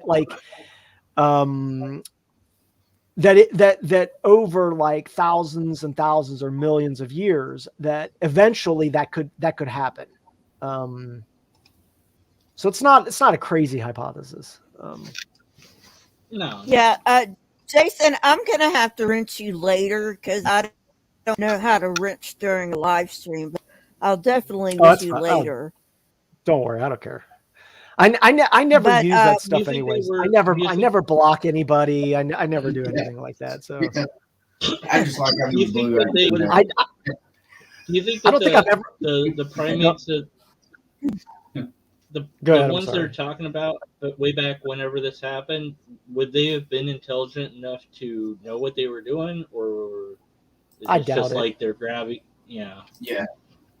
They're not. It's not like they're constructing rafts. It's like they may have gotten trapped. They know enough to stay where they're not going to drown. Sure. Oh, definitely. Yeah. Absolutely. They're not gonna. That's not like they're gonna jump in the water. I mean, I don't know. I'm not a biologist, but certainly they would stick to their native habitat, and if they're on a little area that has that habitat that could provide sustenance to them for an extended period of time, that they're gonna do that. What are those? Are they crabs or spiders? What float on coconuts? Kind of that kind of thing. They either crabs or spiders. They float on coconuts and they migrate using that method. I'm not. It looks like they're also making the argument around the plate tectonic perspective that the continents would have been. I don't know what. They talk about the rate of spread, and so therefore it's given we're going backwards in time, that rate of the distance would have been somewhat smaller, not maybe not significantly smaller, but they take that into consideration for this evaluation. I don't know how we got on the topic of floating monkeys, but whatever. It is an interesting. Yeah. Matt Powell. I don't even know who Matt Powell is. So Matt Powell is a young creationist. He's one of those. Yeah. He's a young creationist, young Earth creationist. Yeah. And he made the dumb decision to go down to and I'm like, Matt, that's a mistake, buddy. But when I found out he was going to do that, I was like, don't do it, Matt. But he's already in Dinosaur Adventureland. Yeah. That's run by Kent Hogan. Yeah. I'm like, dude, you might want to move for the sake of your little kids and your wife. Not really safe to be down there. Coming a bit from young Earth creationism, can I ask a question? I'm going for circumcision in about 3 hours, 4 hours. But that's beside the point. Can I ask if anyone's connected, if anyone's married, and now they found their girlfriends? I'm married. Any advice they can give as to how to? What kind of advice? Wait a minute. What kind of advice do you want? Kind of how to find a girlfriend, eventually leading to a wife, and any advice anyone might have on that topic. How to find a wife? Yeah, basically, yeah. I want to make a joke and be like, you need to do a mail order bride or something. Yeah. No, I've been doing that for the last 6 months. Yeah. Well, okay. Here's I can tell you that lots of men think that it's about your physical appearance. And while I think that that's an important facet, maybe like younger women, I think as women get older, they're more interested in like your personality and emotional connection, and like how safe they feel. And then this kind of sucks how much money you have. I know it really sounds shitty, but it's like you could, it's like or how successful you are, because women are attracted to success. So frankly, can you provide for them? Yeah, certainly. I mean, I hate to say it like that because like my wife like is completely like she's a feminist. Like she like stands up. But I just think in general women are like that, and so the best thing you can do to attract a woman is to not try to attract a woman. I know it sounds fucked up. Like what you should do if you actually want to find a woman, what you need to be doing is saying, I don't give a shit about finding a woman. I just care about myself and improving myself and thinking about myself. If you do that, the next thing you know, there are going to be these women who are like, wild heart, I really want to get to know you. Yeah, that makes sense. I don't know. I've been doing that for years. It hasn't gotten me anywhere. Doesn't work? Okay. Then again, I'm not really. I don't know. I mean, I don't go out, so whatever. It always is like I get like 3 or 4 coming at me at the same time. I don't know how that works, but like as soon as you have one, there are like 3 other ones that are as soon as you have one, then I know. Well, speaking as the only woman here, Jason, you are pretty hot. Yeah. I was going to say I'm not gay, but thank you very much, Lisa. It's very sweet of you. You could turn him on Jason. Yeah, he's good looking. yeah. I've been approached by men too, so it's fine. Hey, man, I don't discriminate. Yeah, Danny's cute, but you're hot. Dr. Josh is hot too. Dr. Josh is digital Robbie. He's hot too. Yeah. And I told Megan, I'm like, I'm sorry, Megan, I just got to say this. Dr. Josh is hot. And Megan says, yeah, I know. Why do you think I'm with him?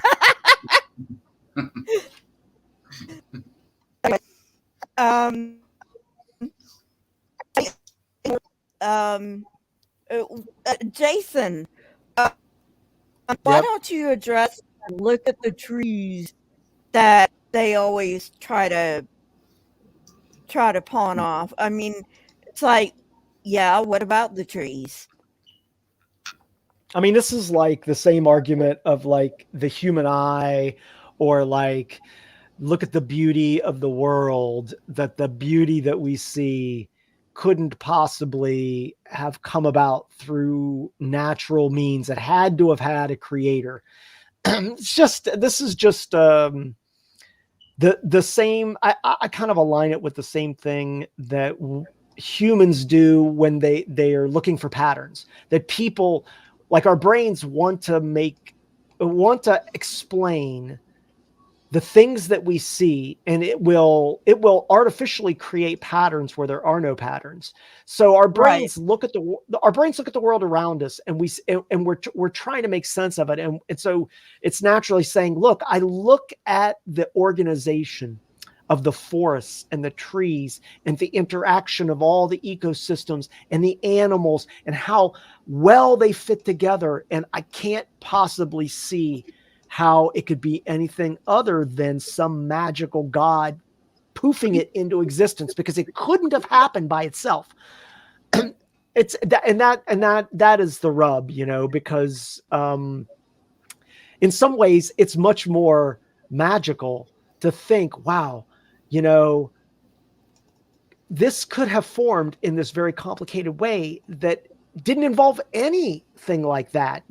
I think that's much more amazing to think about the complicated processes that the Earth and the ecosystems went through over millions and millions and millions of years to bring us to where we are now. I find that to be much more fascinating than to think that some being just poofed it into existence. Yeah. So, anyways, it gripes me when they bring up the eye, because I'm like, you do know that our eyes are backwards, right? I mean, you do know that. Backwards and upside down. But of course they don't. Of course they don't know that our eyes are backwards. Yeah. I mean, why do we have going through the only hole that's in the back of our eye? I guess it's a huge blind spot, Yeah. Why do you eat and drink and breathe through the same hole? That causes the problem of choking. Yeah, which doesn't need to be an issue. One of my favorite examples is, what kind of a designer puts the birth canal next to the poop chute? Yeah. The pleasure factory next to the waste disposal. Yeah, that's just bad design. Yeah. Yeah. I thought Artanjo would come back in here. I guess not. Sorry. Yeah, I don't know. But on the flip side, we could develop like a device that could be like a button you could just press, and it would release whatever chemicals you want in your brain. You just be like, I want to feel like this. Beep. There you go. I feel great. It's a dopamine. Yeah. Yeah. Well, cool. You can also get, and this is what I bring up to theists. You can get a God experience from the God helmet. Jason probably knows what I'm talking about. But it's like a transmagnetic stimulation thing. And you can get a God experience with that. So if you can get a God experience with that, then why are you going? Yeah, Wildheart. I'm just going to say, I appreciate you letting me on here. I realize I'm a little bit drunk, but I'm going to go and troll LPP.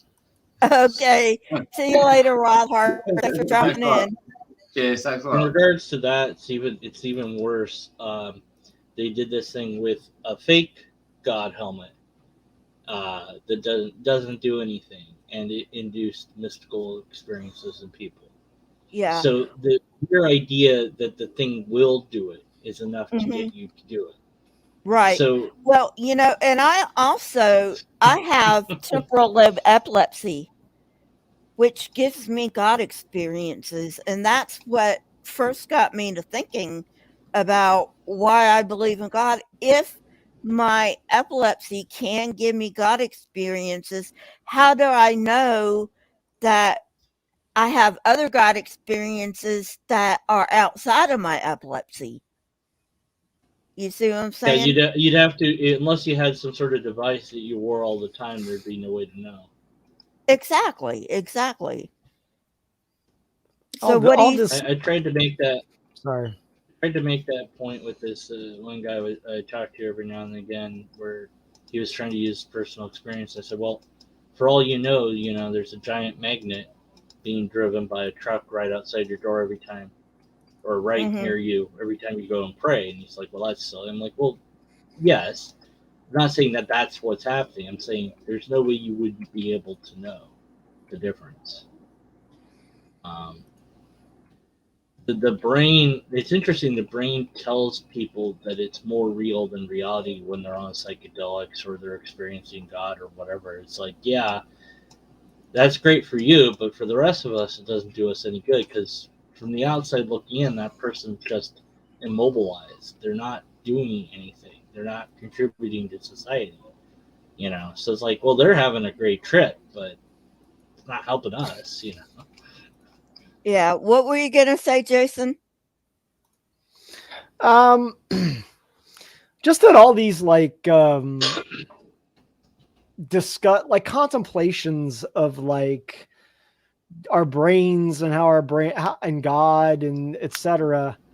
Like as a scientist, I'm always like, I mean, it's fun to talk about, but ultimately it just doesn't even mean anything to me. I mean, like when people are like, you know, how does the brain think about, you know, I mean, I understand like from the neurological neuroscience perspective is considerably interesting. And there are a lot of psychologists that consider like aspects of morality and why do we think the way that we do. But these kind of philosophical discussions around God and like it's just like for shits and giggles for me sometimes, but ultimately it just doesn't even mean anything to me. Like when people are like when Otangelo comes on and brings up these like the fine-tuning argument, these teleological arguments, these ontological arguments, they're like it's all just like fun and games for me, but ultimately it just doesn't mean anything. Like if I talk to other scientists about it, they're like, I don't even waste my time. They're like, I don't think about that for 1 second. Yeah, I would love to ask that, like in a metadata study or something, of many scientists to say, you know, what do you make of the cosmological argument? And I'm sure many of them have no idea even what it is, let alone have they looked at it. And you know, like cosmologists, like what would they respond to? Like, you know, how would they, you know, I don't know. I think that would be interesting just to have that, to be like, okay, here's all these cosmologists, here's what they say about this argument, you know. I think there's been several meta studies on this. Probably has, like, and I don't know. I haven't looked it up, so I'm like, I want to do it. I want to do it. Survey on God by scientist. Yeah. Discipline. And why are the majority of scientists atheists? You know, I mean, there are some Christians out there like that Mary Schweitzer, I think is their name, the one that gets mad when the Yuckers use her dinosaur soft tissue to argue for a young Earth. You know, she's a Christian. You know. Yeah, there's plenty of people. Yeah, I'm going to be talking to a plastic surgeon in December who is kind of dipped his toe into apologetics for Christianity on YouTube, and see what he thinks and why. I guess because I don't really know how much you need to learn about medicine to be a plastic surgeon, because like a regular surgeon you have to know a lot of things. Well, but I don't really know. Like I'm sure it's a lot, but I don't know if it's as much. Or, you know. I don't know if you're in the United States or not, but plastic surgeons have to go through medical school just like everybody else, and they probably have to do a general surgery rotation too. So, you know, I mean, obviously they don't do general surgery, but they have to go through that rotation. You know, right, okay.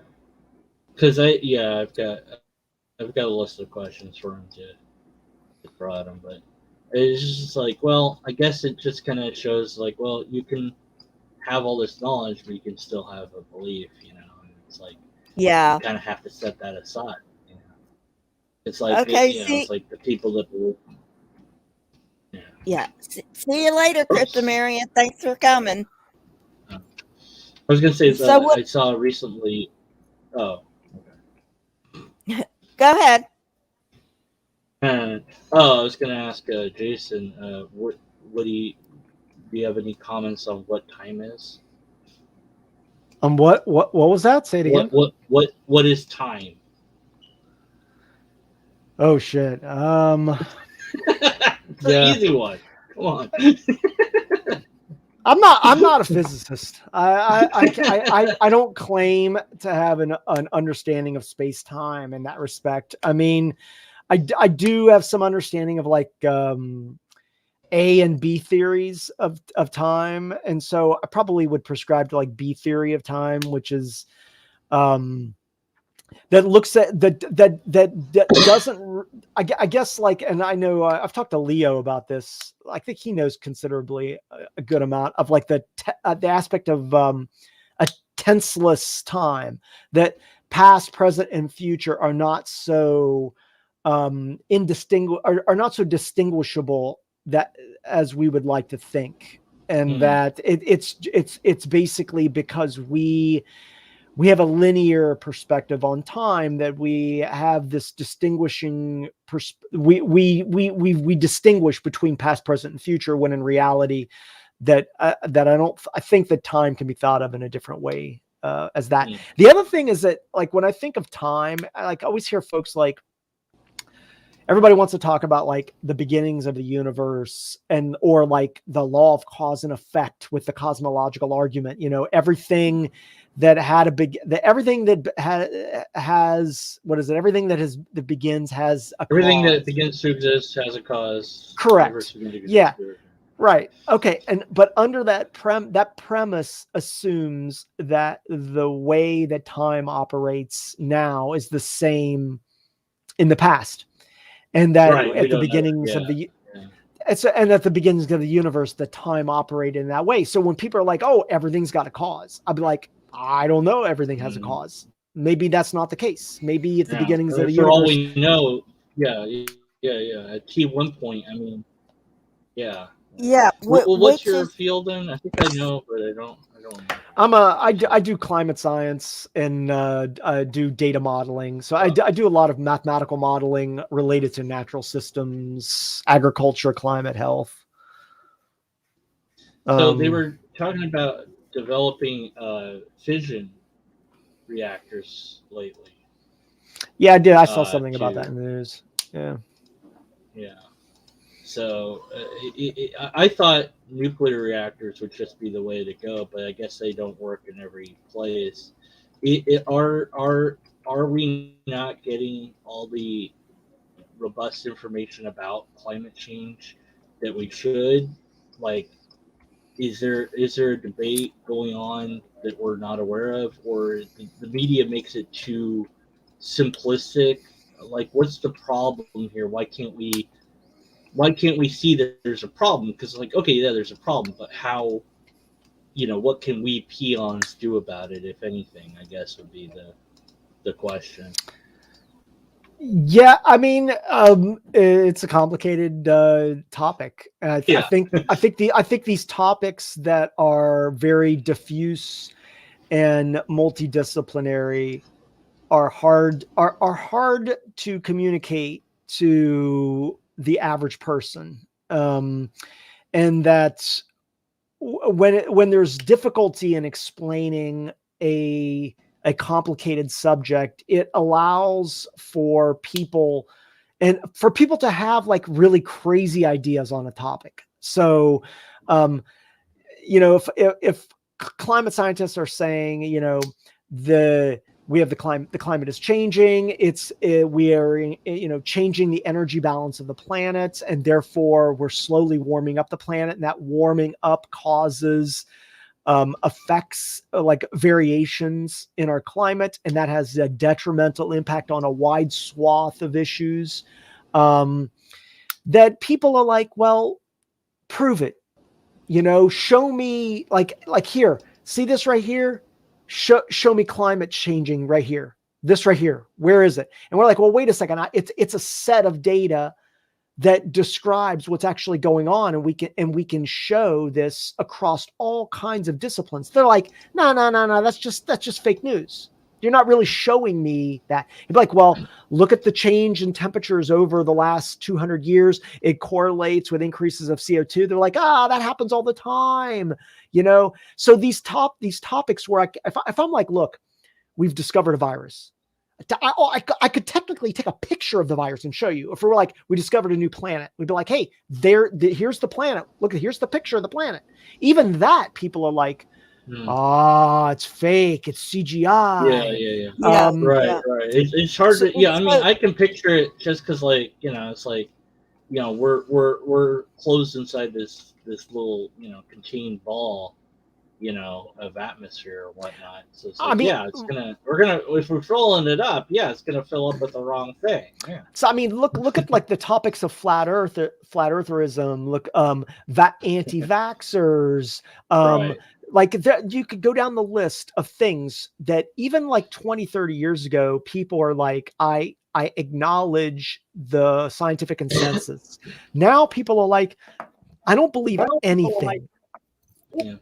Why don't we have like a scientist president or something? Like, if we just elected all scientists, would that fix it? Like, politicians are. I don't want to say all of them are like this, but a lot of them are like the scum of the earth. They're like the way that they got into that position is by being able to grease the palms as many people as possible. So they have to be able to go to like 1,000 people, and to every person, they have to be able to say, what do you want to hear? I will tell you what you want to hear. And they go, the next one, they go, I'll tell you what you want to hear. And I'll tell you what you want to hear just to get me into that position. Yeah. So, for the highest IQ person should just be made president, like in Idiocracy did that. Whoever's smartest, that's who's ruling. That's who's in charge. I mean, Idiocracy is a great movie. I love that movie. But I mean, that's what they did. It's like, oh, you're the smartest man. You're in charge. What's happening? Like, yeah, why not? Like, that makes sense. Why don't we do that? Like, whoever's smartest, you're in charge. What do we do? So Justin, I'm not just stupid. Okay. And neither am I denying that we are to climate change.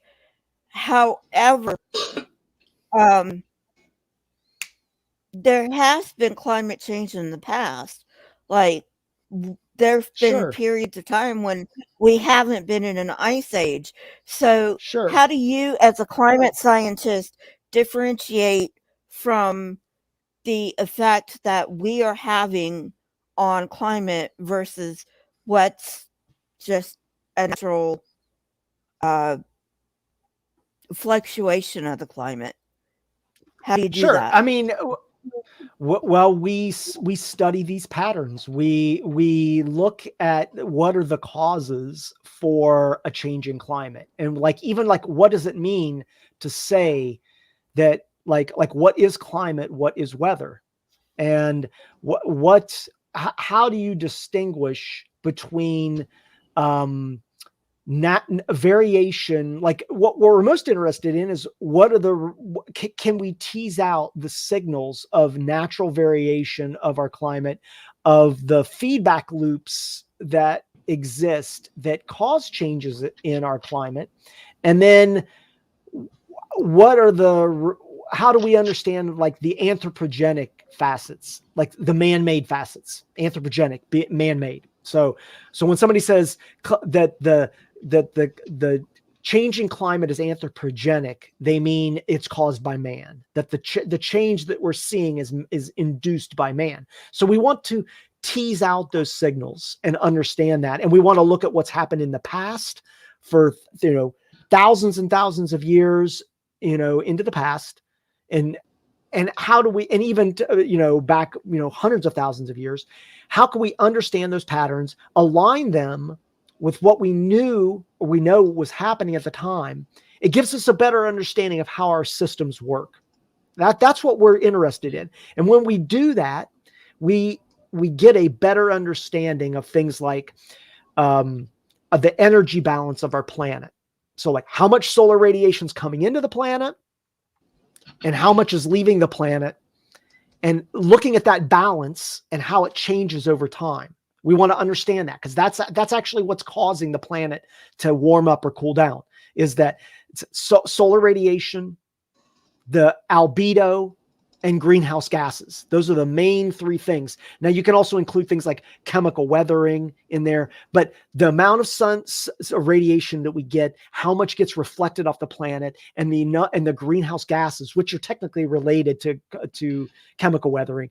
Those are the dominating forces that change how much energy our planet is absorbing, and that balance.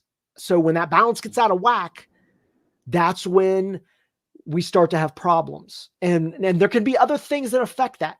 The orbits of the planet, how the planet, the orbit around the sun, its wobble, the angle of the planet, that has an effect.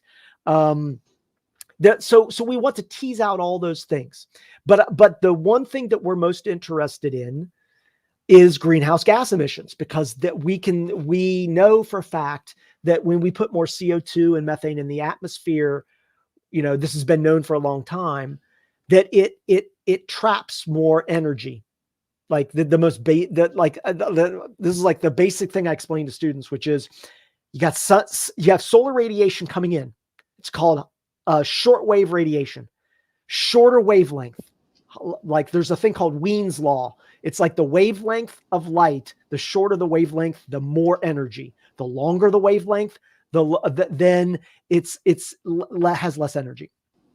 So the wavelength is an important facet. Short wave radiation comes in. That's the sunlight we see itself.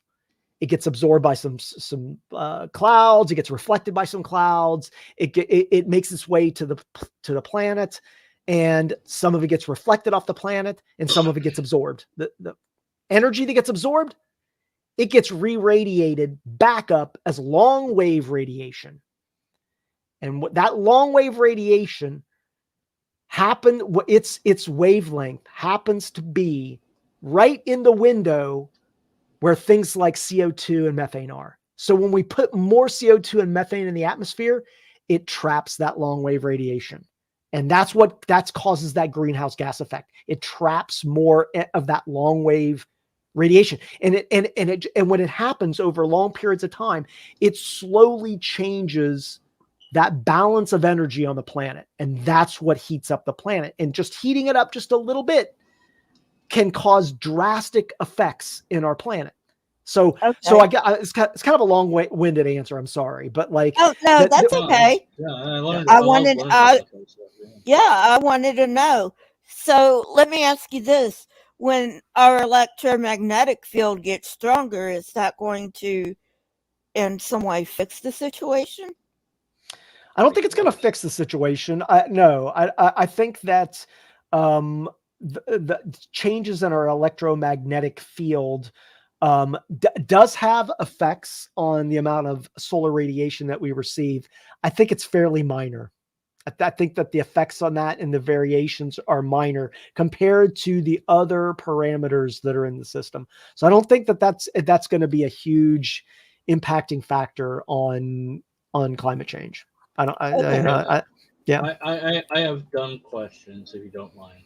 No, there are no dumb questions. Well, you're gonna ask me a question you think is dumb, and I'm gonna be like, I can't answer that. So. Yeah, you're right. Okay, so in Futurama, right? They have global, climate change, and they get a big giant ice cube, and they put it in the ocean. Would that work? I don't know if I can understand the question. So they have climate change, and there's a show called Futurama. I don't know if you've ever seen it. But anyway, the cartoon. Yeah, cartoon. And so they're facing climate change, and so their solution is they go to an ice planet, and they cut a giant ice cube, and they just put it in the ocean. So would that work? No, I mean, I guess if you had a big enough. Hey, midnight. Hey, Diploma Slob. Sorry, I fucked that up. Hey, Diploma Snob, how you doing? I had a conversation with Midnight the other night where I was saying I'm a degree snob.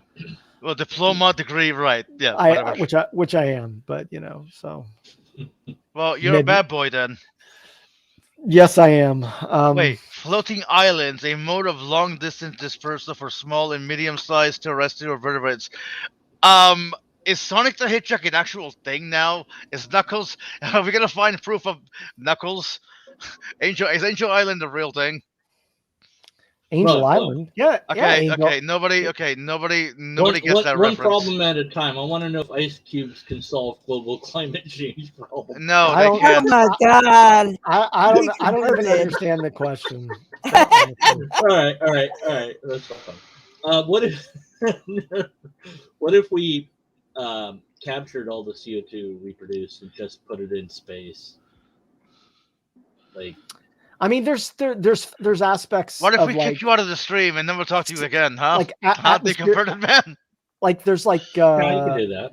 Kind of like engineering aspects, like CO2 scrubbing or other aspects to try to remove CO2 from our atmosphere. I think that those are people are working on cutting edge research with that. I think those are viable options. I think the best bet is to get us off, fossil fuels, obviously. Like stop pumping the shit into the atmosphere. So hard because there's so much money involved in that. Yeah, and it's also like an aspect of of social justice, because like first world countries that have been pumping shit into the atmosphere for 100 years now want to tell like newly like developing countries that have natural resources of oil and natural gas to not use those. And those guys are like, wait a second, we are a burgeoning economy and we have all these natural resources, and you who've essentially destroyed the planet by pumping the shit into the atmosphere for 100 years, now you're telling us to not do what you already did to make your country amazing. Yeah, now we want to Jason, make our country amazing, and you're telling us not to do it. That's kind of a hard thing to do, You know what we should do? We should read this article from Science Alert. That sounds more interesting than whatever the fuck you're talking about. This fake God helmet, quote unquote, can induce mystical experiences in people. Why do people keep talking about this God helmet thing? I don't know anything about it. Well, that's why. Isn't there a book called The God Helmet? Well, that's why I'm gonna read it to you. I'm gonna educate you, Jason boy. Oh, fuck. Midnight is gonna read. All right, I'm sorry. Yes. By the way, Lisa, I'm screen sharing. Okay. The God helmet, basically, Jason, is a TMS device that goes on the head that magnetically stimulates the temporal lobe to give people who are not like me, people who do not have temporal lobe epilepsy, God experiences. That's basically what it is. Yes, and I'm gonna read this entire article. No, you're not. Oh, come on! Seriously? Don't come on, or you could not, and we could kick you out of the stream and never talk to you again. You can read some what of goes it. around comes around. Fine. I wanted to read the entire thing, but whatever. Okay, but that's basically what it is, Jason. Although, to be fair, Richard Dawkins tried it and said he didn't have any God experiences. So it might be different for a lifelong atheist. Well, brains are different. I mean, some brains can't. Well, yeah, this is true too. Yeah. So. Yeah. Hey, Athena. Yeah. I mean, I'm out. Yeah, it's me. Hi. Wait, did Deconverted Man leave? Seems like this God helmet thing is very suspect. That there's a lot of like people are like it's bullshit. Well, it literally says that it triggers a placebo effect. Oh, okay. Well, I mean, I'm looking at it says Nature has an article where Swedish researchers attempted to replicate the Persinger experiments under double-blind conditions, were not able to replicate the effect. reproduce the effect. So Your mother. I don't know. Sorry, I'm bored. That's why I came in. you have a Oh, crush that's on me, okay, Midnight. Midnight. Yes, I do. It's all How right. did you know? I know. I can tell these things. I know. It's fine. That's okay. Oh, come on, Jason. I'm very sensitive with that stuff. I definitely What? know.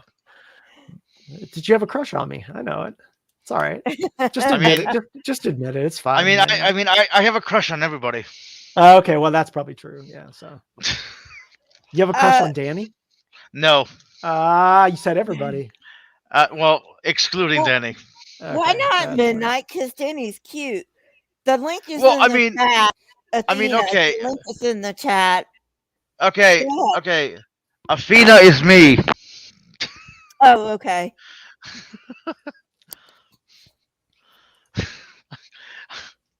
But no, look. Danny is cute and all, but he's not really my type. Ah, okay. Gotcha. I mean, I don't know. Like, I really would love him to put. I really would love to put him in a dress. And you know what? Let's not go into details. What I would like to do to Danny. Oh, God, no. No. Please not. Well, that's why I stopped myself, honey. Yeah. So anyway, so Jason, what are you working on right now? His snobbiness, being a snob. That's what he's working on. Oh, shut up. Midnight. I'm working on like many things. I got like 4 papers I'm working on. Like So what are you of doing them, on stream?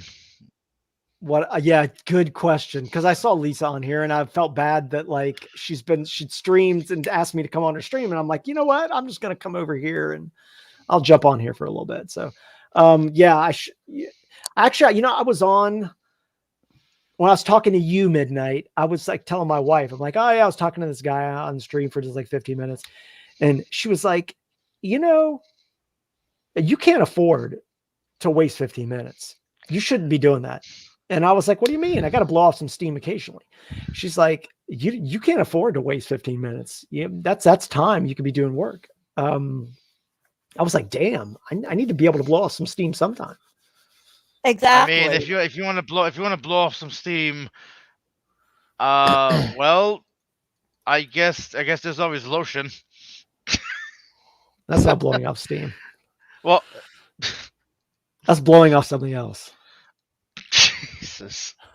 Whatever.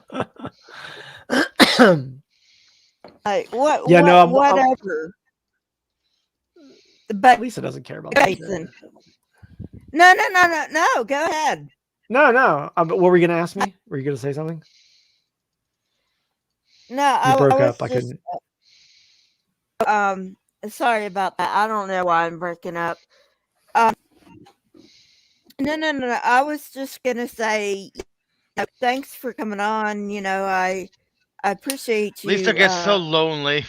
Lisa gets so lonely. Let her finish, Midnight. Don't interrupt her. Shut the fuck up, Midnight. No.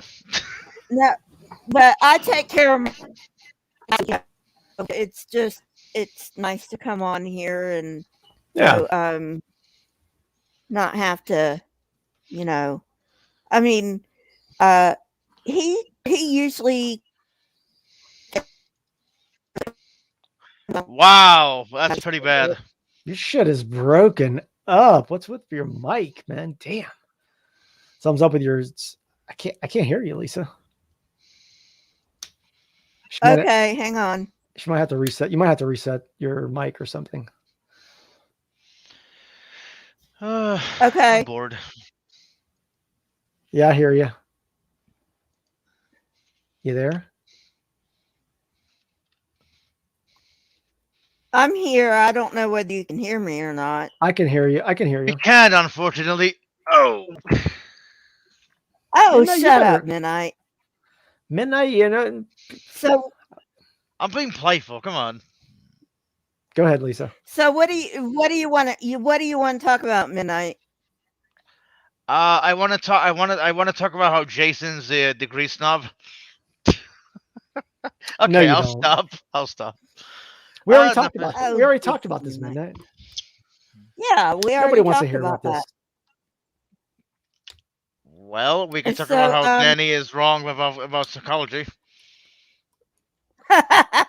No, I've already agreed to just on that. I'm not doing that again. Yeah, definitely not doing that one again. Lisa, yeah, your connection really sucks. I'm sorry, I can't help it. I don't know why it sucks, but anyway, just go on talking and I'll jump in occasionally. You know, hopefully. Well, I guess I could talk about how. Let's see, what can I talk about?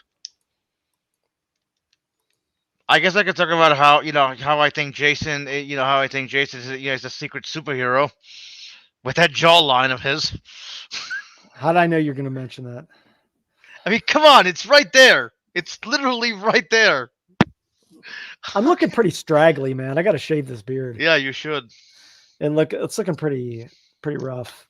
My woman was like, "Man, you got to get rid of that thing, man. It looks horrible." Your woman? What? You own her as property? She's my woman. Nah, she's not my property. Are you kidding me? If you knew my wife, there's no way.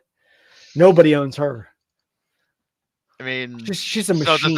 So does that mean she owns you? Yeah, it does. Oh, so also she's the alpha in this relationship. Okay. In some way, I love how that left you speechless. In some ways, no, definitely. She's like she is like a genius. She's a just flat out genius. Like, she's amazing. She's a genius in one way. She's a world class. Talk about how great you are. I'm telling you what. Talk about how great she is. Well, she's a world class psychologist. She's a clinical child psychologist. Okay. Here's what I want you to do. I want you to get up, tell your wife I want to talk to her, and you just sit in the corner. You know what? She considers like this shit online as a waste of her time. She's not. She wouldn't give like two seconds online to talk about anything.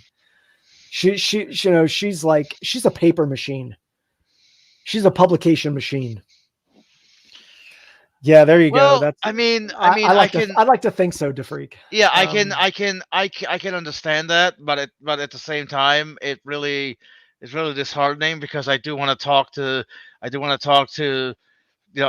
know Lisa's here, but I do want to talk to some people who know psychology. Like I'm still looking into psychology. Obviously, I'm very fascinated about the human mind, or behavior. Hey, and, fuck! I have a Bachelor of Science in Psychology. Thanks. You can talk to Lisa.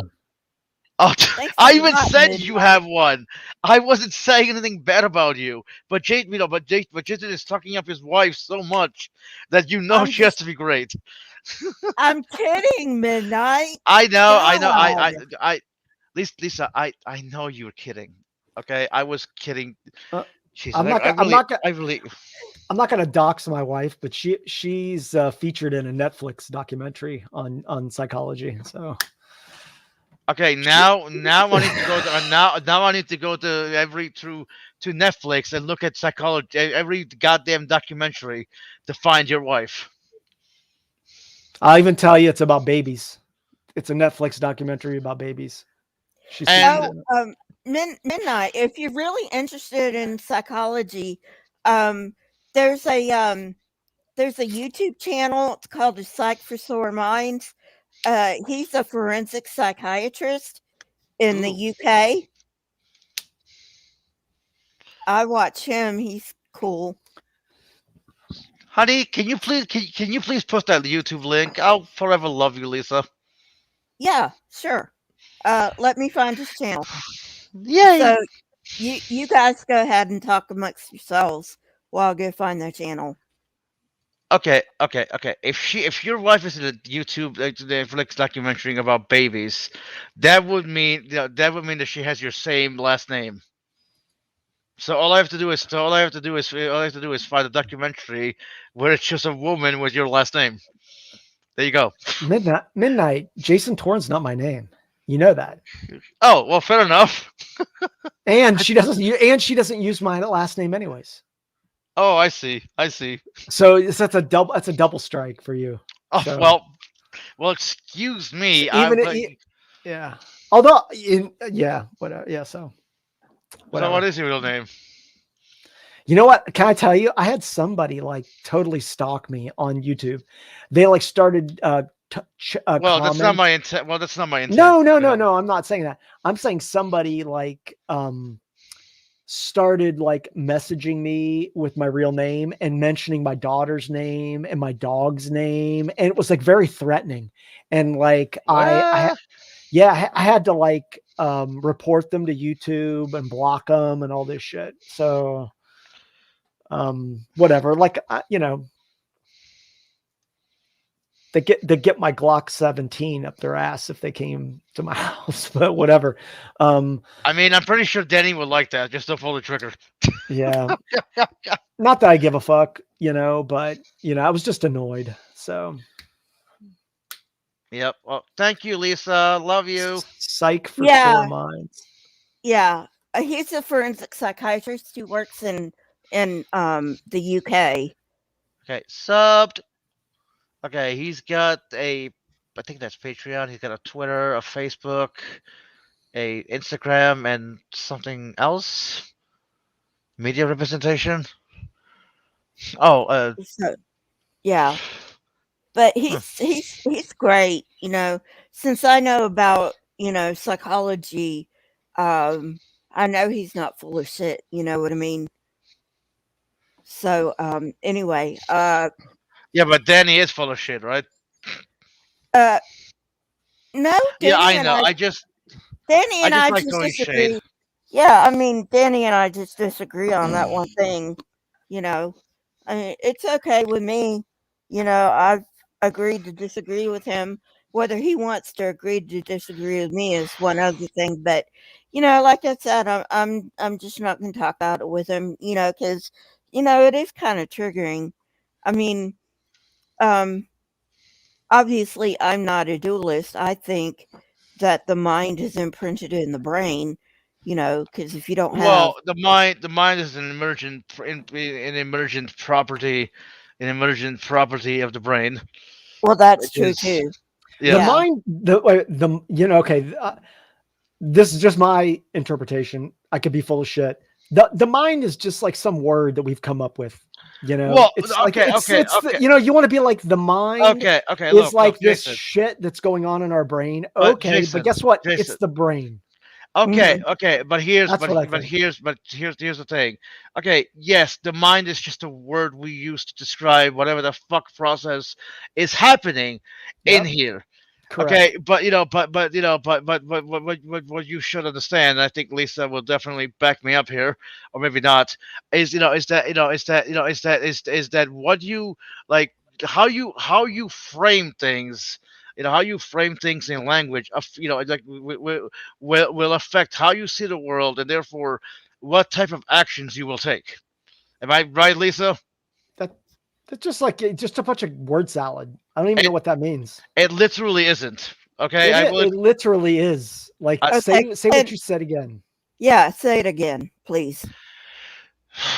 If you can, I mean, I think I could I could articulate if you want me to. Okay.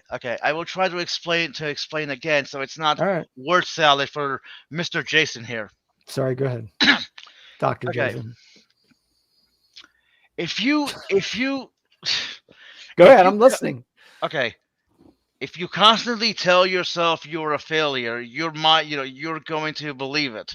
All right. One way, one way to change that about yourself is called cognitive restructuring. To where you take a belief that you have, say, I'm a failure, like noun and other than verb, and to change it to I have failed. Right now, this is the same. What was that? Go ahead. We're listening. I'm listening. I'm not saying anything negative. Yeah, go. I know. I'm trying to. I understand like the facets of positive thinking. I get that, and by having positive thoughts, you actually change your mental states. I get that. But guess what? Me thinking that I have a mind doesn't do it. My brain is my brain. So I can be like, you know what? I think that there's this thing called the mind, and it's an explanation of the processes going on in my brain that's made up of beliefs and mental states, etc. And that's those collection of processes I'm going to term the mind. And I think that there is some separation between the mind and the brain. I can think that all I want, but guess what? Okay, but it's a brain. Yeah, no one just. Oh, no one's disagreeing with you that that the brain and mind, or all the same thing. The brain, the mind, emerges. Well, Danny's an idiot. The mind emerges. He's not an idiot. Well, go ahead. I don't think he's an idiot. I just want to say that, but go for it. I'd agree to disagree on that. The mind emerges. The mind emerges from from the brain. You know what I mean? But you just look. Okay, when I said word salad, that's just word salad. When you say okay, you know what? Just listen. Wait a second. No, I'm not criticizing you. I'm not criticizing you. I'm just saying that when you say that the mind emerges from the brain, it's the brain. You could say there's your brain has these mental states. And you want to call that the mind. Okay, that's fun. That's cool. I don't get upset about it. You seem like you're getting upset. I'm not trying to piss you off. We're just having a conversation. I'm not criticizing you. I'm not doing anything like that. Okay, well, I don't want you to get. I don't want you to get upset. You telling me I'm getting upset when I'm just trying to breathe is really annoying. Oh. All right. Well, then fucking breathe. Okay, Midnight. I'm trying to be nice to Midnight. I know. I'm just trying to breathe as a coping mechanism. So okay. Sorry. All right. Okay, it's fine. Okay. Sometimes I interpret like actions online. I can't see you, and like you're breathing. I was sensing that you were getting frustrated at what I was saying. I was trying to alleviate that frustration, but obviously I misinterpreted. So I'm sorry. Yeah, which is one reason why I really hate the comment section, because you can't really. There's no tone of voice in the comment section, which makes and that sometimes makes people misinterpret what you're saying, and you're like, oh God, I can't, but I mean, if you're like, I can't believe he or she misinterpreted what I said, but then you're like, well, wait a minute, there's no body language or anything like that, in the comment section, so I can understand that, But I find it very interesting. You find it very interesting that the mind is just the brain. Yet you can make a distinction between the two. You could separate the two, but still have them. But still have them where they work together. Like the human mind is just very weird.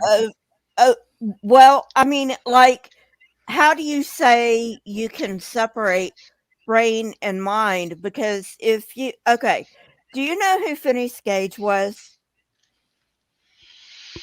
No. Okay. Phineas Gage was a That's the guy that got- railroad. He was a railroad foreman, and he was a very responsible, very polite man. And then one Yeah, I think I heard the story. on the railroad, something blew up or something. I don't know. And so he got a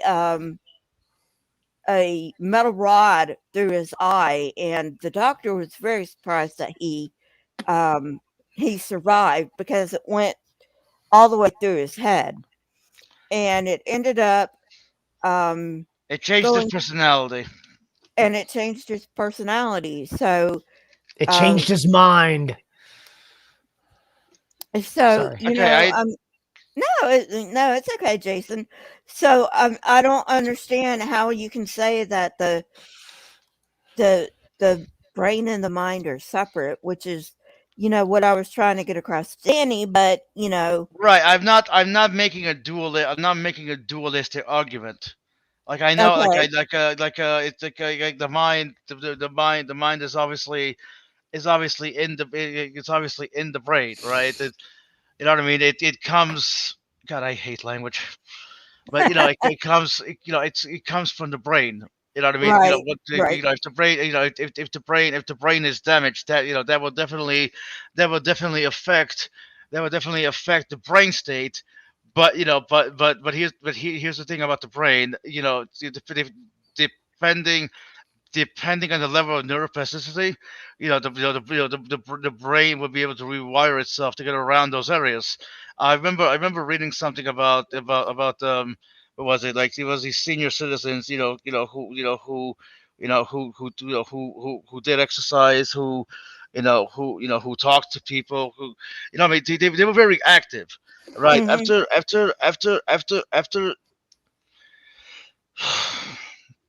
Take your After time. they died, thank you. After they died, they examined their brains and found out that many of them had actually had signs of Parkinson's disease, Alzheimer's, and stroke. But while they were alive, they were actually, they were actually cognitively healthy.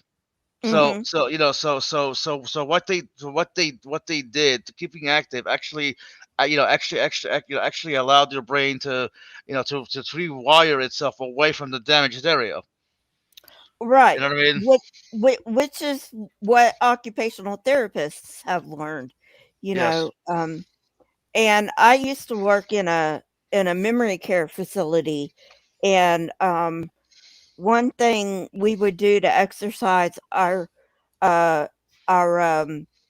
clients' minds was somebody would come in every morning and read the daily newspaper to our clients, you know. So yeah, that's totally, it's called brain plasticity, you know. Yes. And so, you know, yeah, I mean, that's totally believable. So Yeah, anyway, so I wasn't saying that the mind and brain are two separate entities, but okay, it's very weird, very weird or odd, how in your head or in your brain or mind you can make, you could separate the two. Like, like obviously they're not separate, but you know what I mean? okay, I see what you're saying. I see what you're saying. I So don't, anyway, but it's fine. Well, I I mean, think at least, I think he's talking about meta thought. yes, Okay. metacognition. Which is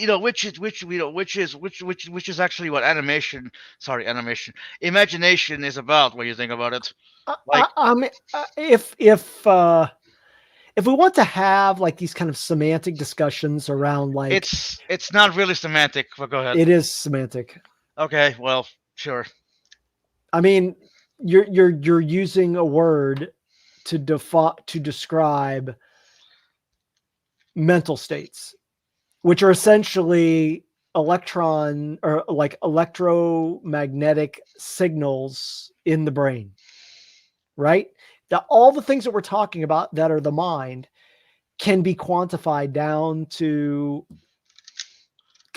biochemical connections in the brain. Yes, right? yes. I don't disagree. I Okay. don't disagree with that. But why, Okay. why are you reducing it to only that?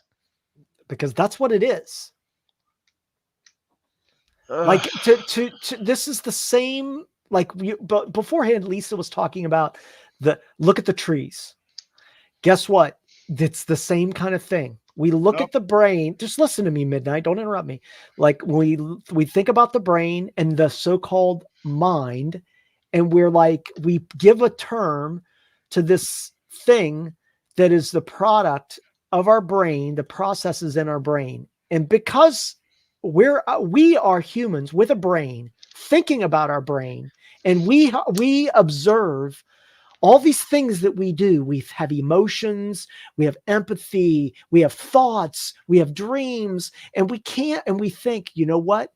This can't possibly be electromagnetic signals and biochemical. But I'm literally not saying You're interrupting me, Midnight. You're interrupting me. Yeah, Don't but I'm not interrupt me. saying that. I am not saying you saying it. I'm making it. Well, first of all, you kind of are saying it because you're saying that it's I'm not. not. You're just not getting it. I'm sorry. I'm not saying that. I'm not saying that it isn't electrochemical. Okay. What are you saying then? Forget it. Look, I'm just trying to understand your point. I think that you're trying to discern the difference between the mind and the brain. I know you're saying the brain, that the mind is an emergent property of the brain. So you're not necessarily saying the mind is separate from the brain, but you're distinguishing between them. Correct? Lisa, you want to jump in here? I'm not trying to put anybody on the spot. We're just having a discussion. Everybody has their own views. It's okay. Well, okay. Midnight, correct me if I'm wrong, but I think what Midnight's saying is we had a brain 200,000 years ago. So what makes modern humans different than archaic humans? Is that basically what you're getting at?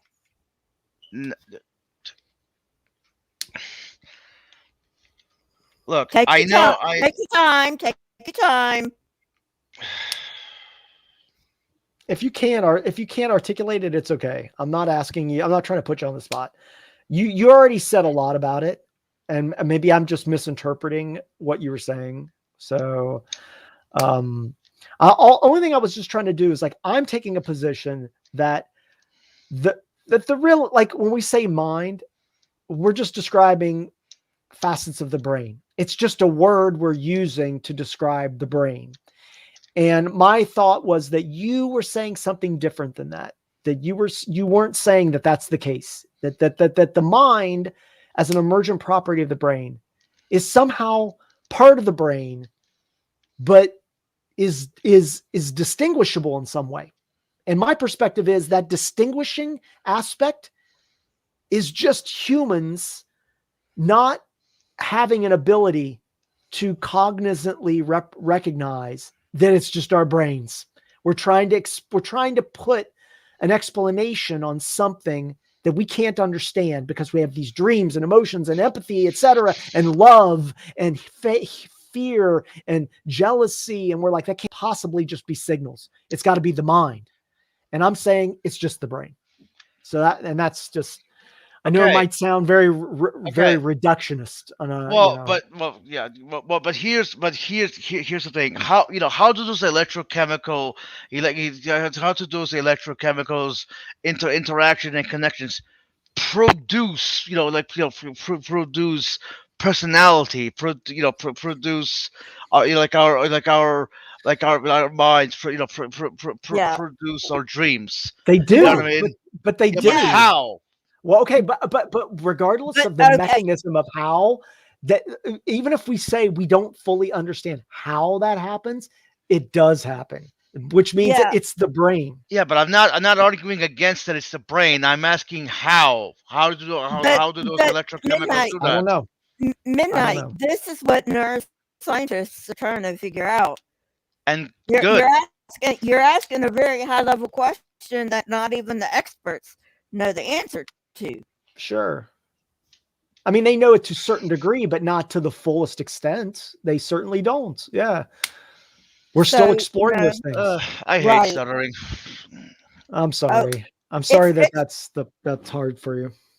It's okay, Midnight. Take your time.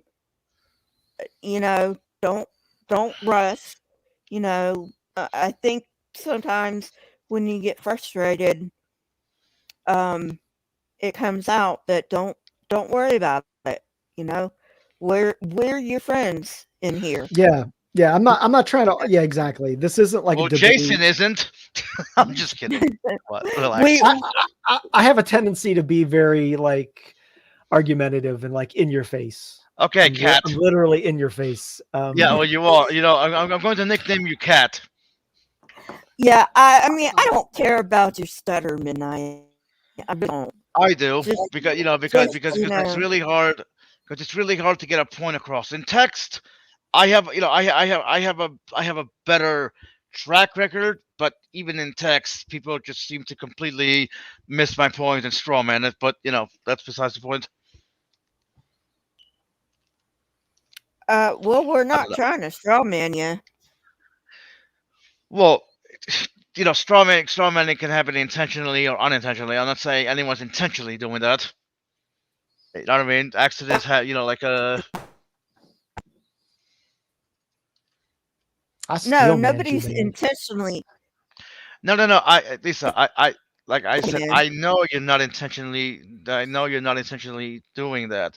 Sometimes strawmanning happens unintentionally because the person doesn't perceive or interpret what the other person says accurately.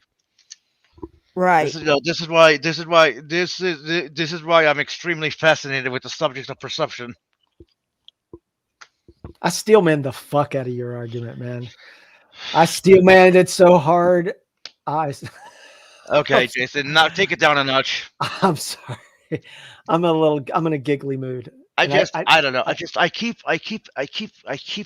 keep thinking about my own mind. I keep wondering, what makes me what shit.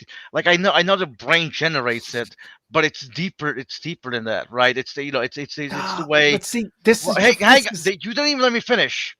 You did not literally let me finish. Okay. To say it's the brain, it's accurate. All right, but you must also consider that how the genes express themselves, or what gives rise to somebody's cognitive functioning, thus how their brain works, and thus how their minds how their minds emerge. Because I have talked to a lot of people. I've seen a lot of people talk, and it is very interesting, how a lot of people seem to be small-minded about a lot of things. They say, oh, this can never happen, we can never do this, but then you have somebody else who says, no, this can happen, or whatever. Like one person is small-minded, the other one isn't. So why, you know what I mean? It just seems, it just seems like there's there's varying levels to the way the mind expresses itself through the brain. You know what I mean? Different various levels of self-awareness, which are controlled by genes in the environment. Like we have acquired 262 new genes for self-awareness in the last 2 million years. I don't know. I read an interesting paper about that. You know what I mean? Just 262 genes for self-awareness alone. You know what I mean? We do have genes for self-control and emotions from chimps and Neanderthals, but there's 262 genes for self-awareness. Where the fuck knows where they came from? It is amazing. Can I speak now? No. All right.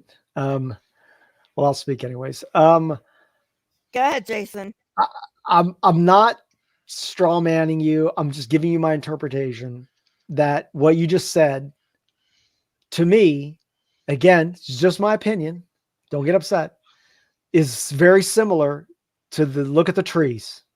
That you're like, you can't believe that, like, why is your mind the way it is? And you wish you understood your brain more. And how do people do this? And there's 262 new genes for self-awareness and like small-mindedness, like all that is just humans looking at the wonder of how their brains or their minds could be doing what they're doing.